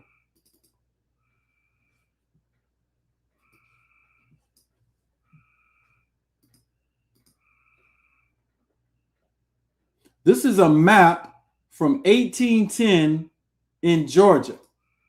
Oh, this is about to get hot, bro. Check it out. I want to show you the source. So 1810. Remember, I covered 1800, 1820, 1850 for a reason. I wanted to show you the numbers. But 1810 in Georgia. All right. So they got map here. You can see Augusta is down here, but I'm about to show you a different part of this map because these are screenshots. I have the original map from websites, but I took screenshots. So 1810. You look this up, you're going to see what I'm about to show you. 1810, when we go to where Atlanta is Atlanta was called Sulicauga. Oh, this is about to get real dirty, bro. I'm going to show you what they did because you got a whole history of Atlanta, and I got to talk about Georgia because I'm here. My family is from South Carolina and Georgia, and I want to talk about it. So check this out. I'm going to show you this map, and then I'm going to show you how it developed. So this area in the map in 1810, where Atlanta is called Buzzard's Roost. And then you see Sulicauga underneath it. So let me get this map out so you can see the Chattahoochee. All right. And then I'm going to zoom in on the other parts. All right. Come on. I know I've been talking for a while, but I haven't done one of these long presentations in a while, and I want to get this all out. So Creek Land now. Same map. Let's look it up. Buzzard's Roost. I'm going to tell you where we are. All right. And this is the Chattahoochee. Buzzard's Roost. Do you know where Buzzard's Roost was? The west end of Atlanta.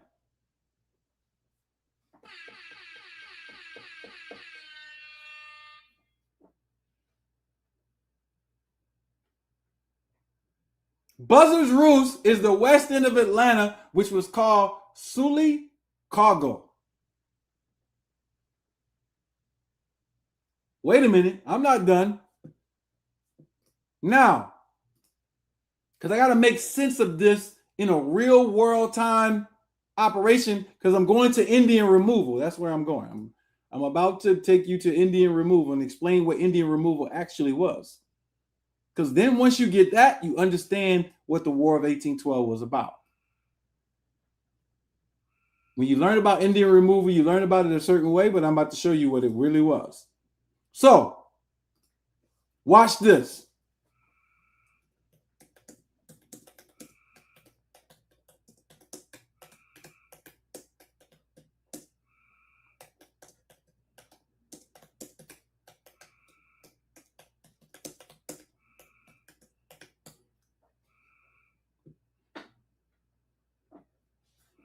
Watch this lie. Why? This is how you do research so you can tell AI is a liar. Watch this now. This is how you break it up. I'm going to do it with maps, but I'm going to get the story as it's given online first. Atlanta's history began in 1837 as a simple railway stake driven in the ground to mark the southern end of the Western and Atlantic Railroad. Originally dubbed Terminus, the settlement quickly transformed through name changes and post-war reconstruction into the thriving metropolitan capital. Terminus. From 1837 to 1843, origin. In 1837, engineers chose a forested, unsettled area near the Chattahoochee River in South Fulton, Georgia, to be the endpoint of the new state-built railroad. That is a goddamn lie. The Zero Mile Post. Chief Engineer Stephen Harriman long drove an iron stake into the ground, the spot still marked today by the historic Zero Mile Post. Absolute lie. Early settlement, initially dismissed as a place fit for nothing else but a tavern and a blacksmith, a small rough settlement quickly sprouted. Merchant John Thrasher briefly established a makeshift tent village called Thrasherville before permanent roads depots were established. 1843 to 1845. As the camp grew, this is Terminus, to several dozen residents, it required a formal identity in 1842. The locals petitioned to name the area Lumpkin after former Georgia Mayor Wilson Lumpkin. The governor requested that the town be named after his young daughter, Martha. Look at her name, Martha Atalanta Lumpkin? Nigga! Are you kidding me, bro? That's a goddamn lie, bro. Where did a European white girl get the name Atalanta from in the 1840s, bro? So they named it Marthasville, all right? Then Atlanta, 1845 to present, name change. They changed it to Atlanta, right? This is the story that they give. Now, let me give you the real story. Let me give you the real story. Let me give you the real story. Through maps. There was no Terminus, Marthasville, Atlanta. The original name of Atlanta was Solicago. When the creek were ran out, Indian removal. Let's look at Indian removal. Let's look.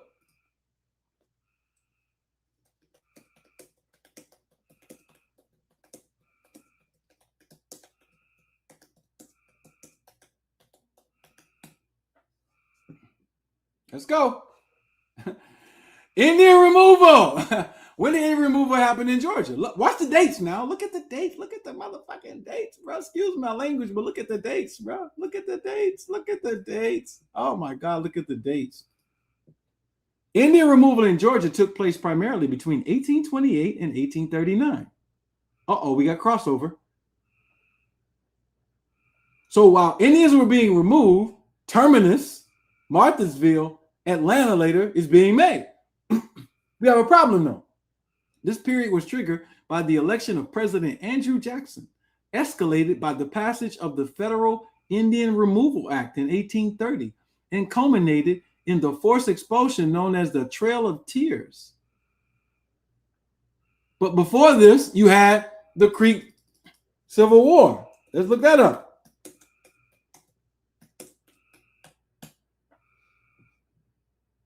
The Creek Civil War, 1813 to 1814, also known as the Red Stick War, began as a civil war between the Muskogee Creek factions over assimilation and land preservation. So you got Civil War in the Creek Nation, War of 1812 happening at the same time. Indian removal creeps on you. Atlanta becomes a central hub for the rail station in the 1830s, according to what we were saying. Then it was named to Marthansville. Then it was named to Atlanta. Why is this important to the whole conversation? It's important to the conversation because I'm about to explain to you exactly what happened. Give me a moment. I'm about to explain to you exactly what happened. Let's walk it down though. Remember, I gave you the 1810 map. So let's give you some more maps.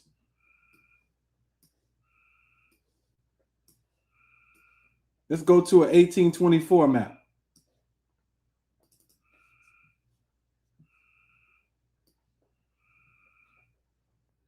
Now, this is after Andrew Jackson. They still have this land written off as Indian land. Let me get up close. And I'm going to zoom in on these maps, but I got to show you this area that is designated with these red stripes that I'm about to show. This is Steel Creek land in 1824.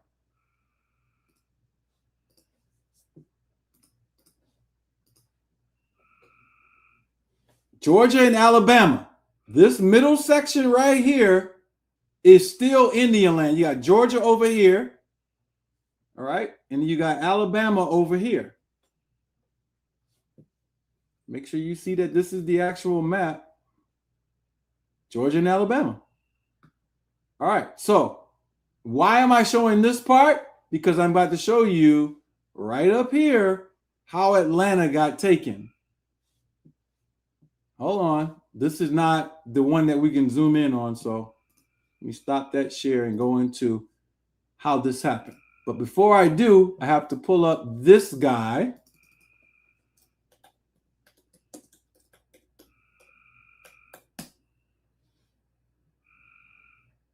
Stephen Decatur. Who is Stephen Decatur? You got a city called Decatur, right? You about to learn something very, very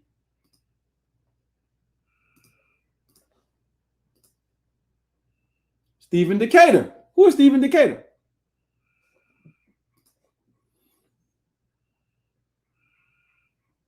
Was a United States naval officer. He was born on the eastern shore of Maryland in Worcester County. His father, Stephen Decatur Sr., was a Commodore in the Continental Navy during the American Revolutionary War. He brought the younger Stephen into the world of ships and sailing early on, whatever, blah, blah, blah, blah. Right? What is he known for? Here we go.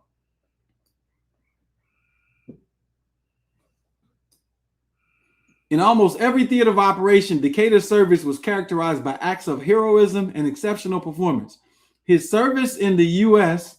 Navy took him through the Barbary Wars in North Africa, the Quasi-War with France, and the War of 1812. He was renowned for his natural ability to lead. So this is who the city of Decatur is named after. But he's participating in this War of 1812, and he's around during this time. And so let's keep going.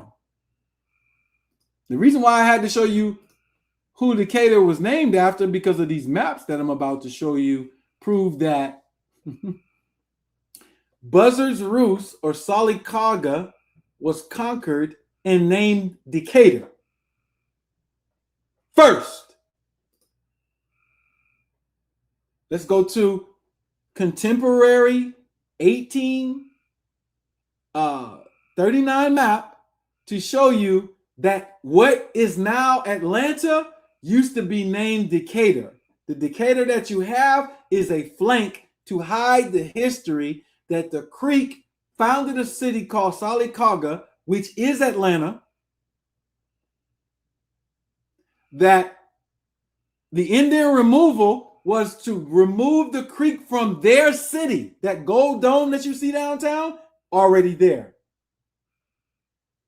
That castle fort on the west end that has a tower, already there. Most of these old world buildings in this area, already here. We're about to prove it. Why would they lie about this if what I'm saying is not accurate? I'm about to show you why. So let's go to an 1839 map. I'm going to show you that there was no terminus. There should be a terminus here.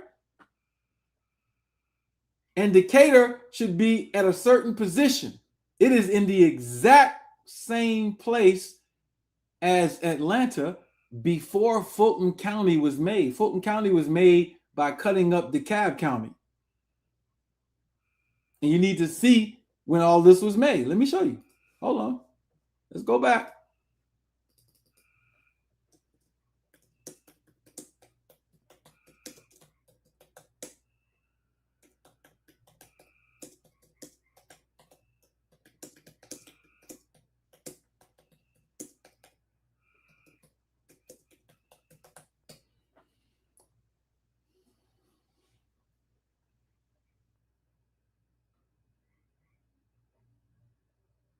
Here we go. Let's take a look at this just so you get the dates right, because the dates are important. I'm making the chronology for you. I haven't even gotten to the New Madrid fault line yet. Don't worry about that. I'm going to get to it. Georgia, 1788. DeKalb County, 1822. Fulton County, 1853.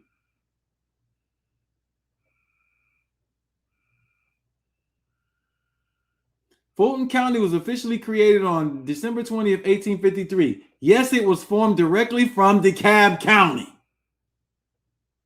Ha ha ha. So if you go before 1853, it shouldn't be a Fulton County. Where Fulton County is should be DeKalb County. And by the way, let me show you a map of Atlanta and Decatur and DeKalb and Fulton County. Let me show you this now so you can see it. Yeah, you need to see it. Yeah, you need to see it. All right. So let's get a modern map so that you get a perspective, a proper perspective on what you're about to look at.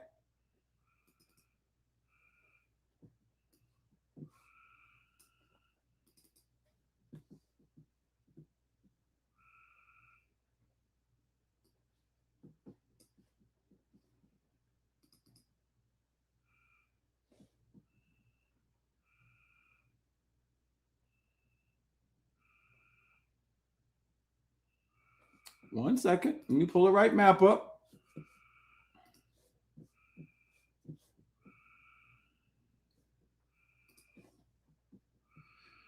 Let me pull the right map up. Let's get something that shows both of them. Here we go. This is a good one. All right, so let me pull this map off right here and pull it up so you can see it, so you can see the angles. Now you're about to see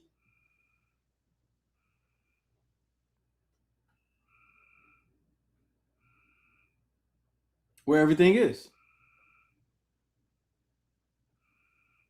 All right. Give me a second.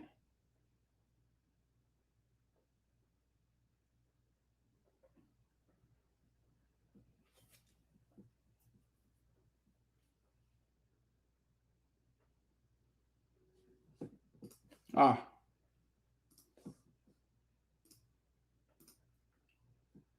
All right. One second. One second. One second. One second. One second. Ah, this thing is so slow.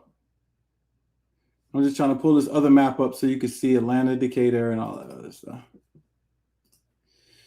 Give me a good one. Give me a good one.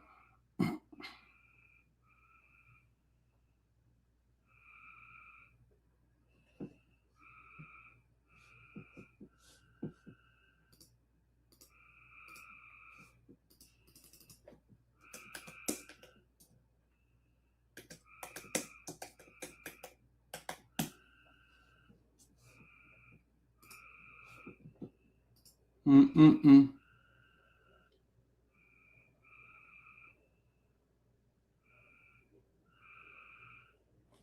Oh, man. Terrible.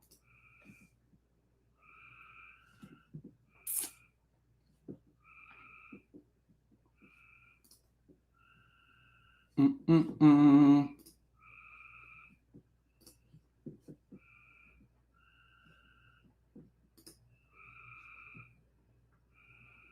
All right. So, this has just turned into a mess, bro. Get out of here. All right. So, here is a map so you could see what things look like today. All right. So, you got Atlanta here. You can go to Buckhead. You can go to Lawrenceville up here. All right. Uh, Stone Mountain is going to be up here. Then you got Cobb County. Marietta is over here.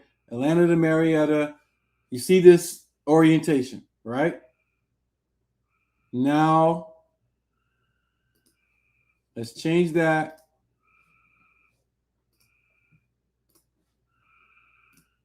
to this one. This is an 1839 map.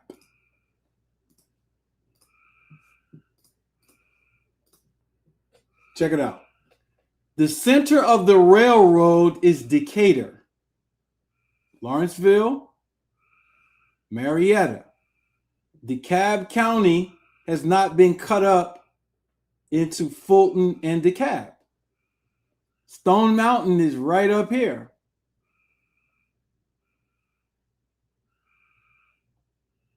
Decatur was named after Stephen Decatur, and it preceded Terminus, it preceded Marthasville, it preceded Atlanta.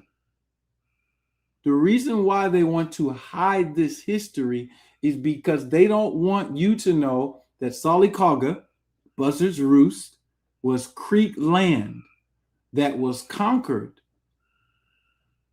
during Indian removal, named after a general who's known for the popular works that he did in the War of 1812 and the Barbary Wars.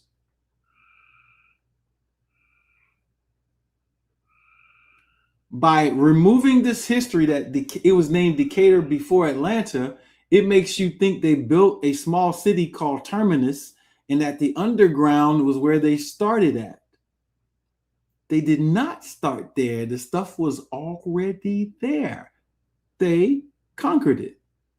So give yourself a round of applause for conquering. A short one, real short.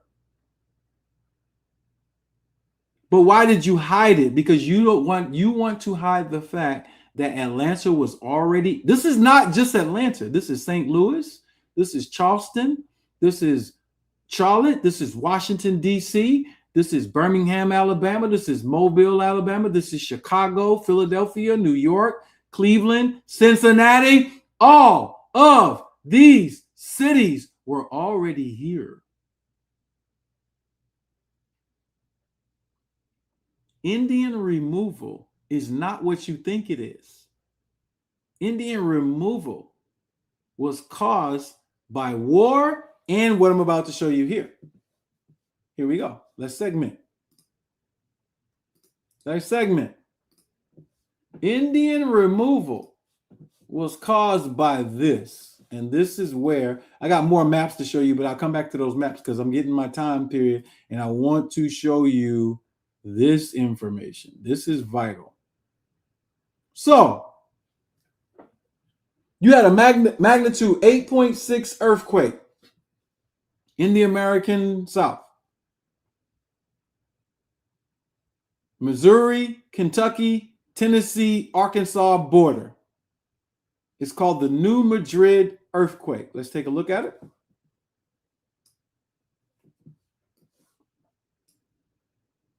All right.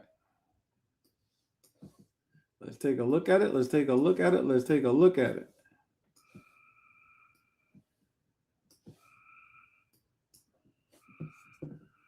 Matter of fact, let's go straight from the email. I can just show it to you.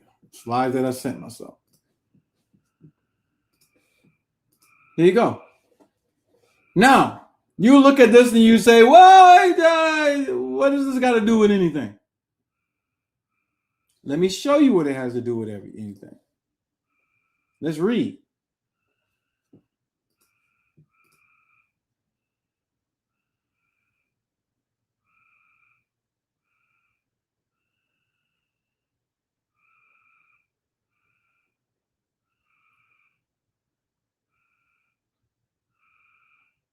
All right.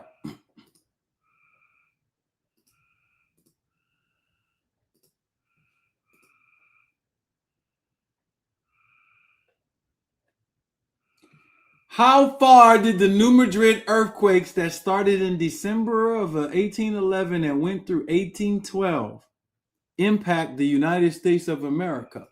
Let's see.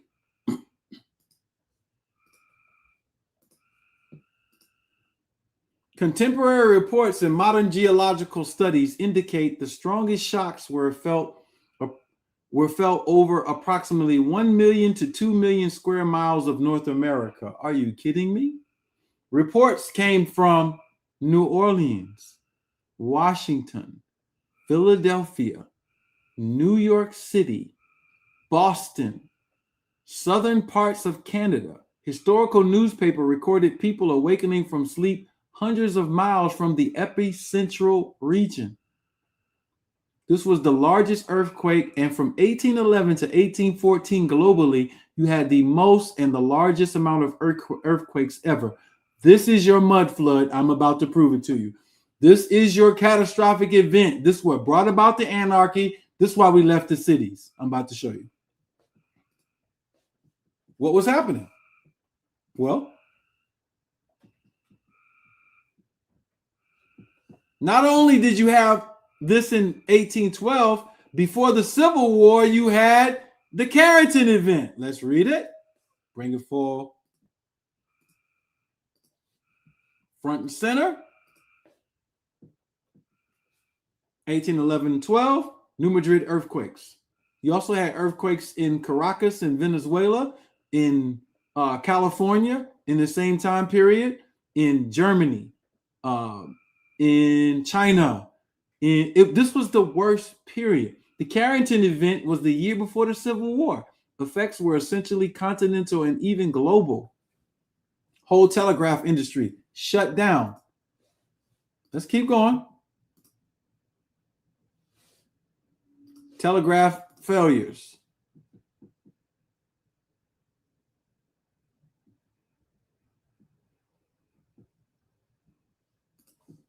So let's look at what happened.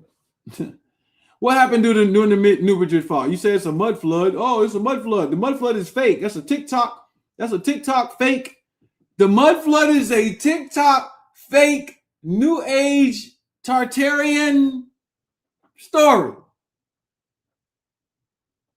Right? Wrong. So soil liquefaction is what happened during the New Madrid earthquake. And what is soil liquefaction? Liquefaction occurs when strong shaking causes water-saturated sediments, sand, silt, and loose soil to temporarily behave like a liquid, the ground can lose its strength and flow, causing structures, trees, and land surfaces to sink, tilt, crack, or collapse. Evidence from the New Madrid earthquakes. Modern geologists consider the New Madrid earthquakes amongst the largest liquefaction events ever documented in North America. Now you see why all the buildings are sunk. Literally, the ground plates sunk 10 to 50 feet in areas 1 million square miles. You see buildings that have floors that are underground, the whole plate structure collapsed.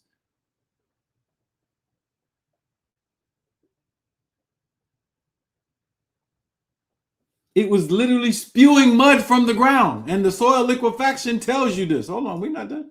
We're about to show you. We're not going to leave you to guess about anything.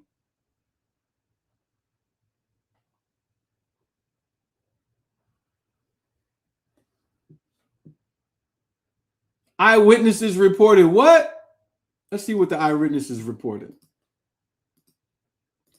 They got the names of the people. This is just rare literature. It's there. You got to read it, though. Eyewitnesses reported large fissures opening in the ground. The reason why I'm reading this because this is about to happen again on Earth. Yeah, this is why I'm reading it. We don't understand our environment and why it responds so violently when we get out of order. We don't understand why the environment responds violently when we are out of order. Large fissures opening in the ground, water, sand, and mud and gas erupting from the earth. Fields becoming covered with cones of sand called sand blows and sand volcanoes. Trees sinking or tilting. Riverbanks collapsing into the Mississippi. Eliza Bryan described the ground cracking open and ejecting water and sediment, mud, during the shocks. They describe what happened. The people left the cities. They went to the mountains, bruh. This is why we left the city. This is the explanation of how these people took over our cities.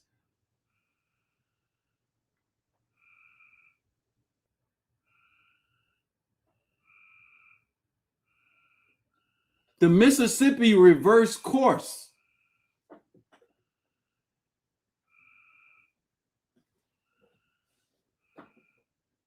So from 1812, War of 1812 was caused by anarchy and environmental fallout. Indian removal was these people's first opportunity to really get us out of their cities. They had already been slaves. They were mad at King George. You stopping us from going into these lands. We warring with these people. And as we war with them, the Negro population is growing. Because we're converting them from their indigenous tribal identity into Negroes. We started a war with the Moors and the Aboriginals.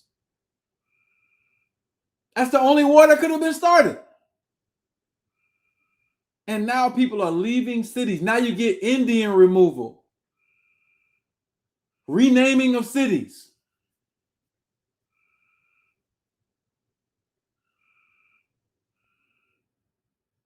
And it leads to the Civil War. One Civil War led to another Civil War. The issue was the same. It's just that the children had lost the knowledge. Not all of them. They renamed you from Seminoles and Creeks to Maroons. Now they're fighting Maroons in swamps during the Civil War, and these same Maroons become a part of the United States Colored Regiment and whip the South ass.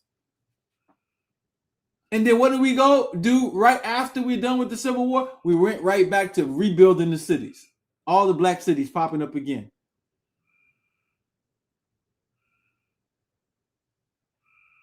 So we're releasing the documentary before Juneteenth because to sit up here in 2026 with all this knowledge and celebrate people not knowing they were free in Galveston, Texas, when you don't know that Galveston, Texas was the very same port that we were about to get arms from foreign nations to overthrow the United States government.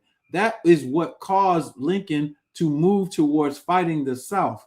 He got word that 40,000 black men were about to do what? What city did they want to seize? Atlanta.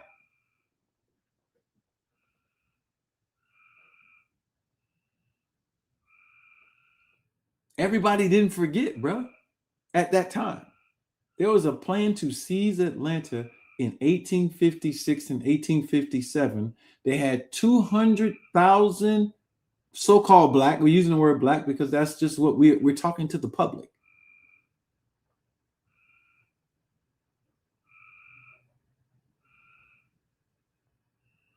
Disasters and wars erased your memory. Indian removal is the removal of your identity as indigenous Americans.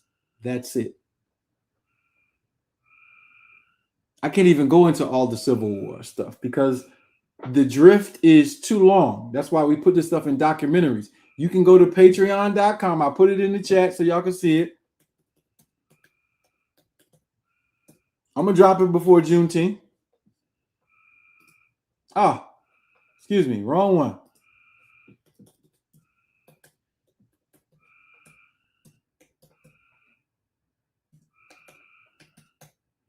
Put that one in there. I'll put it inside of the, let's show it. Patreon.com/Dr. Ali. I'll put it on Instagram too.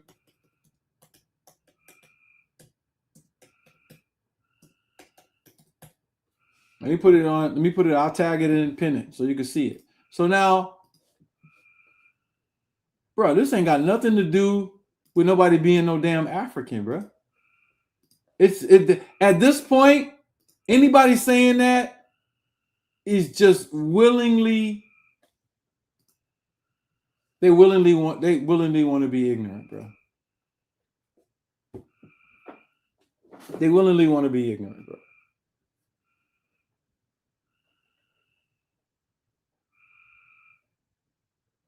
Now, what did these people do? Let's show you what they did.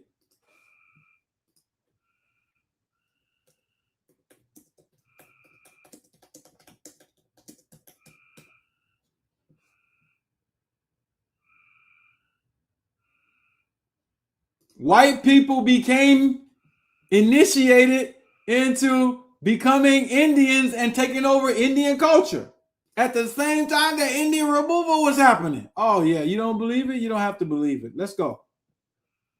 What is it?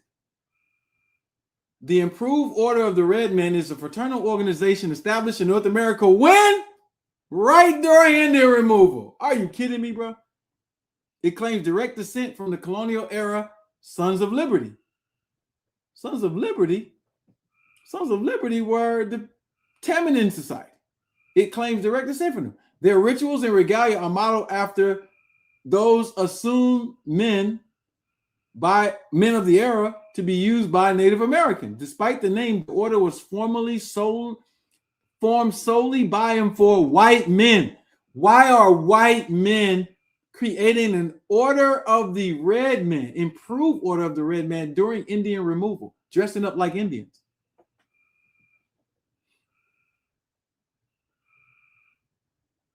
"57 years earlier, in the 1770s, they had the Boston Tea Party. Didn't they dress up like Indians?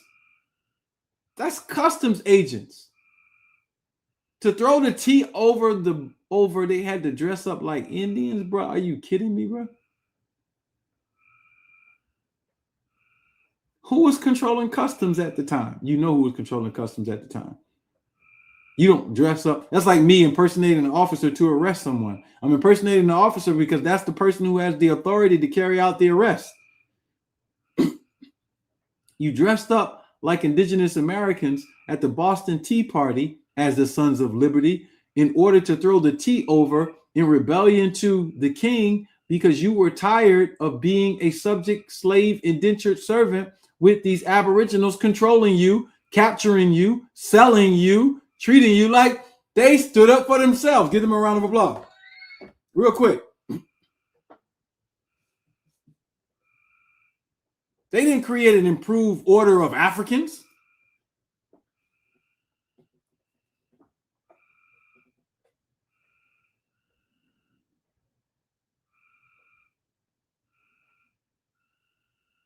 So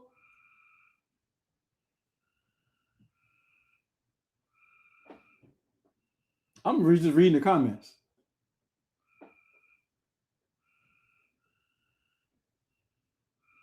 Yeah, y'all know what's happening, bro.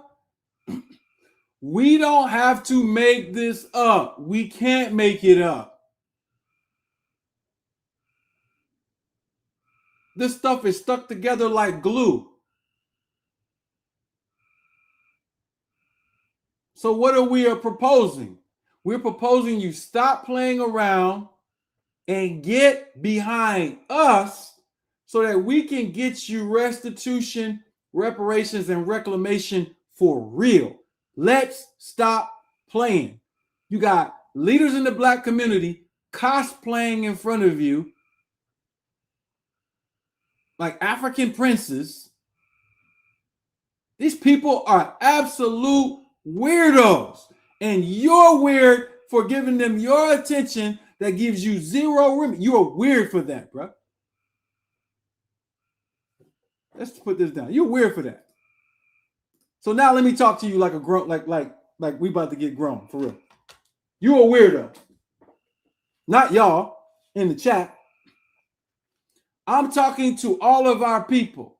First of all, we've been interacting with Africans for thousands of years before any European was around here. So we know Africans. Africans came over here to get cocaine from us and they showed up in their mummies. They came to get cacao from us and they showed up in their mummies.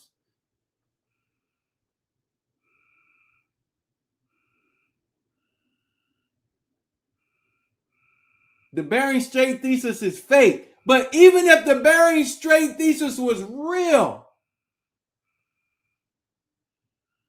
even if it was real, let's consider this. Watch this now. Watch how simple this is.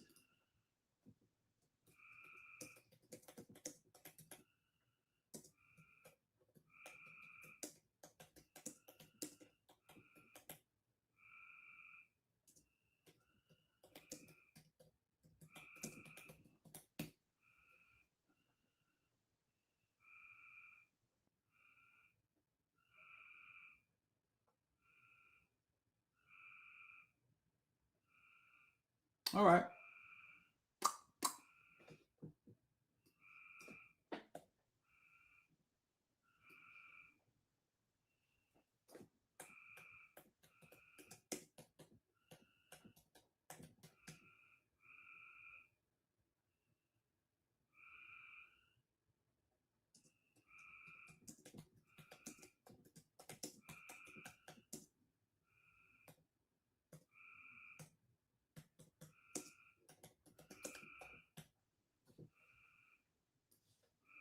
All right.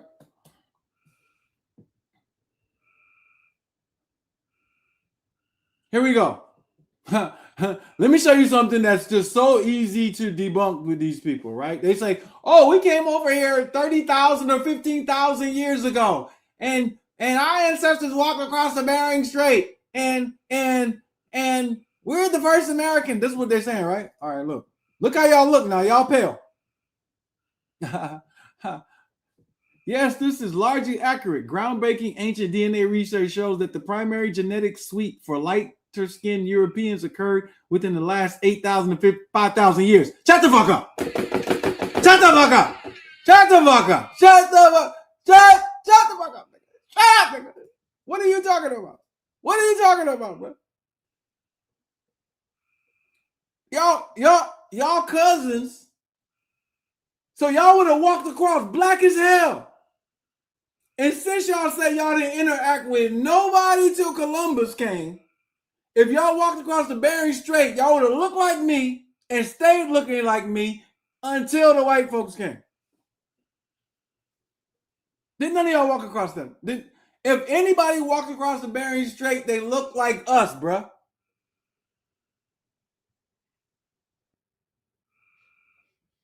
And it never happened anyway. That land corridor was used through boats and all kind of stuff.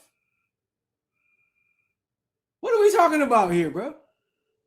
We're talking about the fact that I live in a world where I got to know all this information that is readily available to all of us.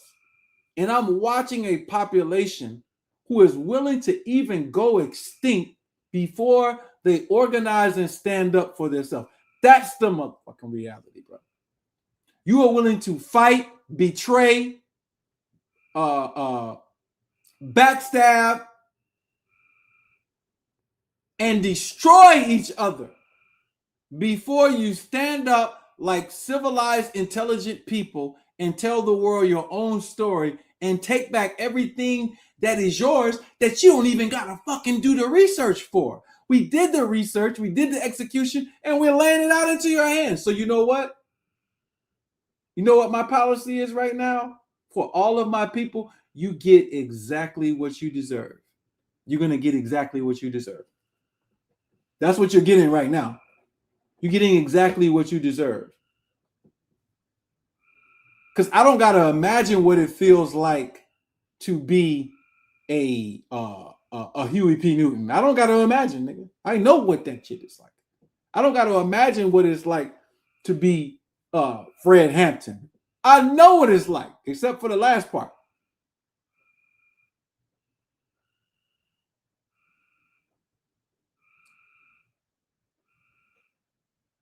So I don't want to hear no excuses.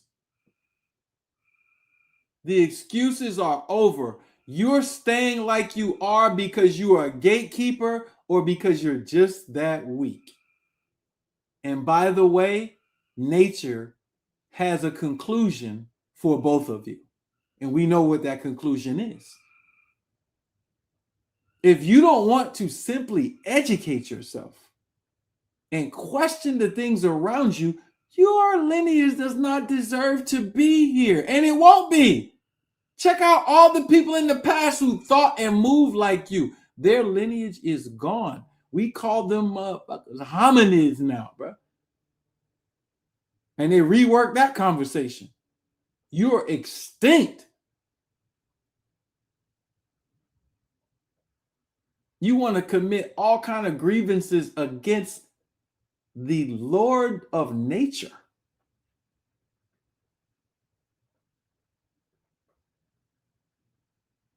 In desecration of your own heritage and design. Go right ahead. Go right ahead. Give you a round of applause for being the dumbest niggas that ever lived. Yeah, go ahead.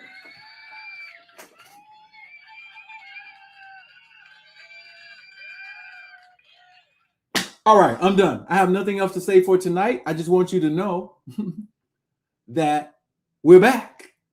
We will drop the documentary before Juneteenth. Y'all niggas can celebrate Juneteenth until y'all bunions, y'all slave bunions come back.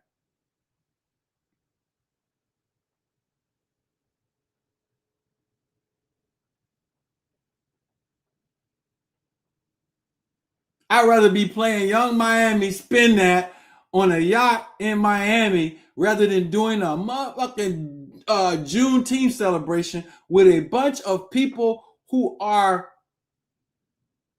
bent upon following gatekeepers and being weak.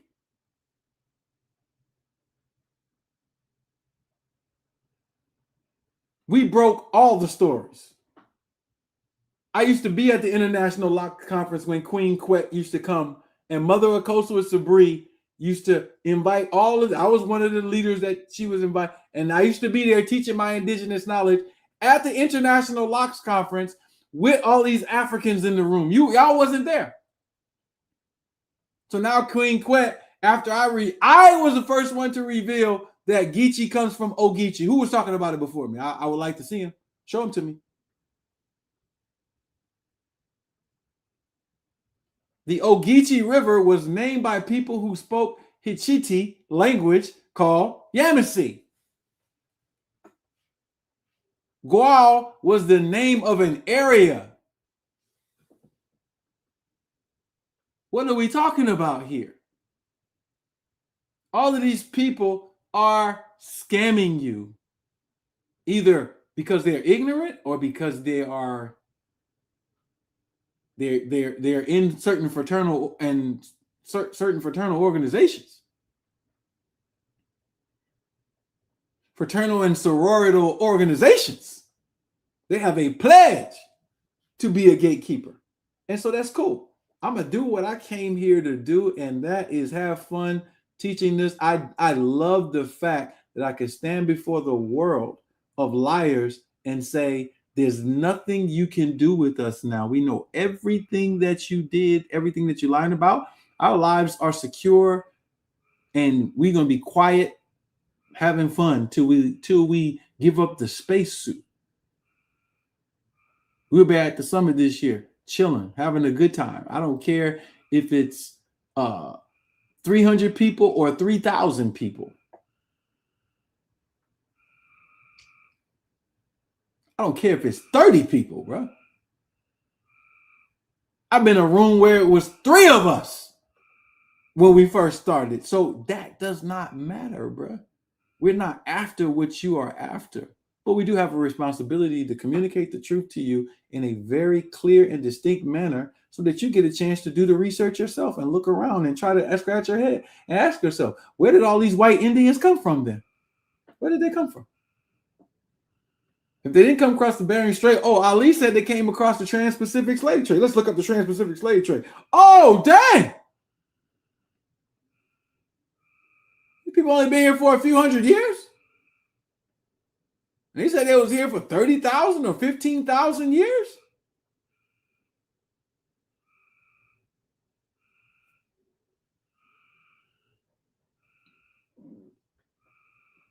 The Knicks just won the NBA championship. We was playing basketball, a different type of basketball, on courts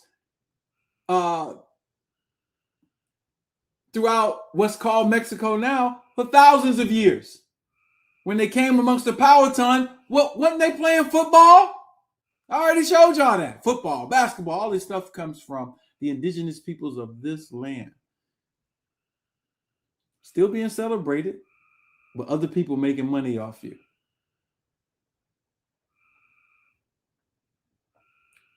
So I'm done for the night. I hope that you can share this video with your family members. This is about 2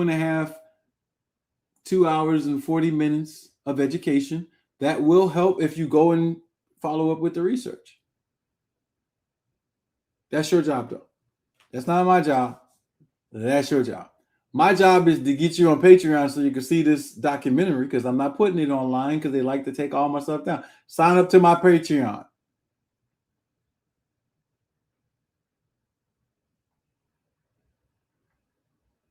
Come to the summit. Get involved with your liberation. You crying about the economy, you crying about anything, you should be crying about unity. And then when you give a nigga a chance for unity, you give a nigga a chance to be in an environment of safety and peace, what do niggas do? Niggas start fighting. Niggas talk behind your back. Niggas hate on you and don't even know you.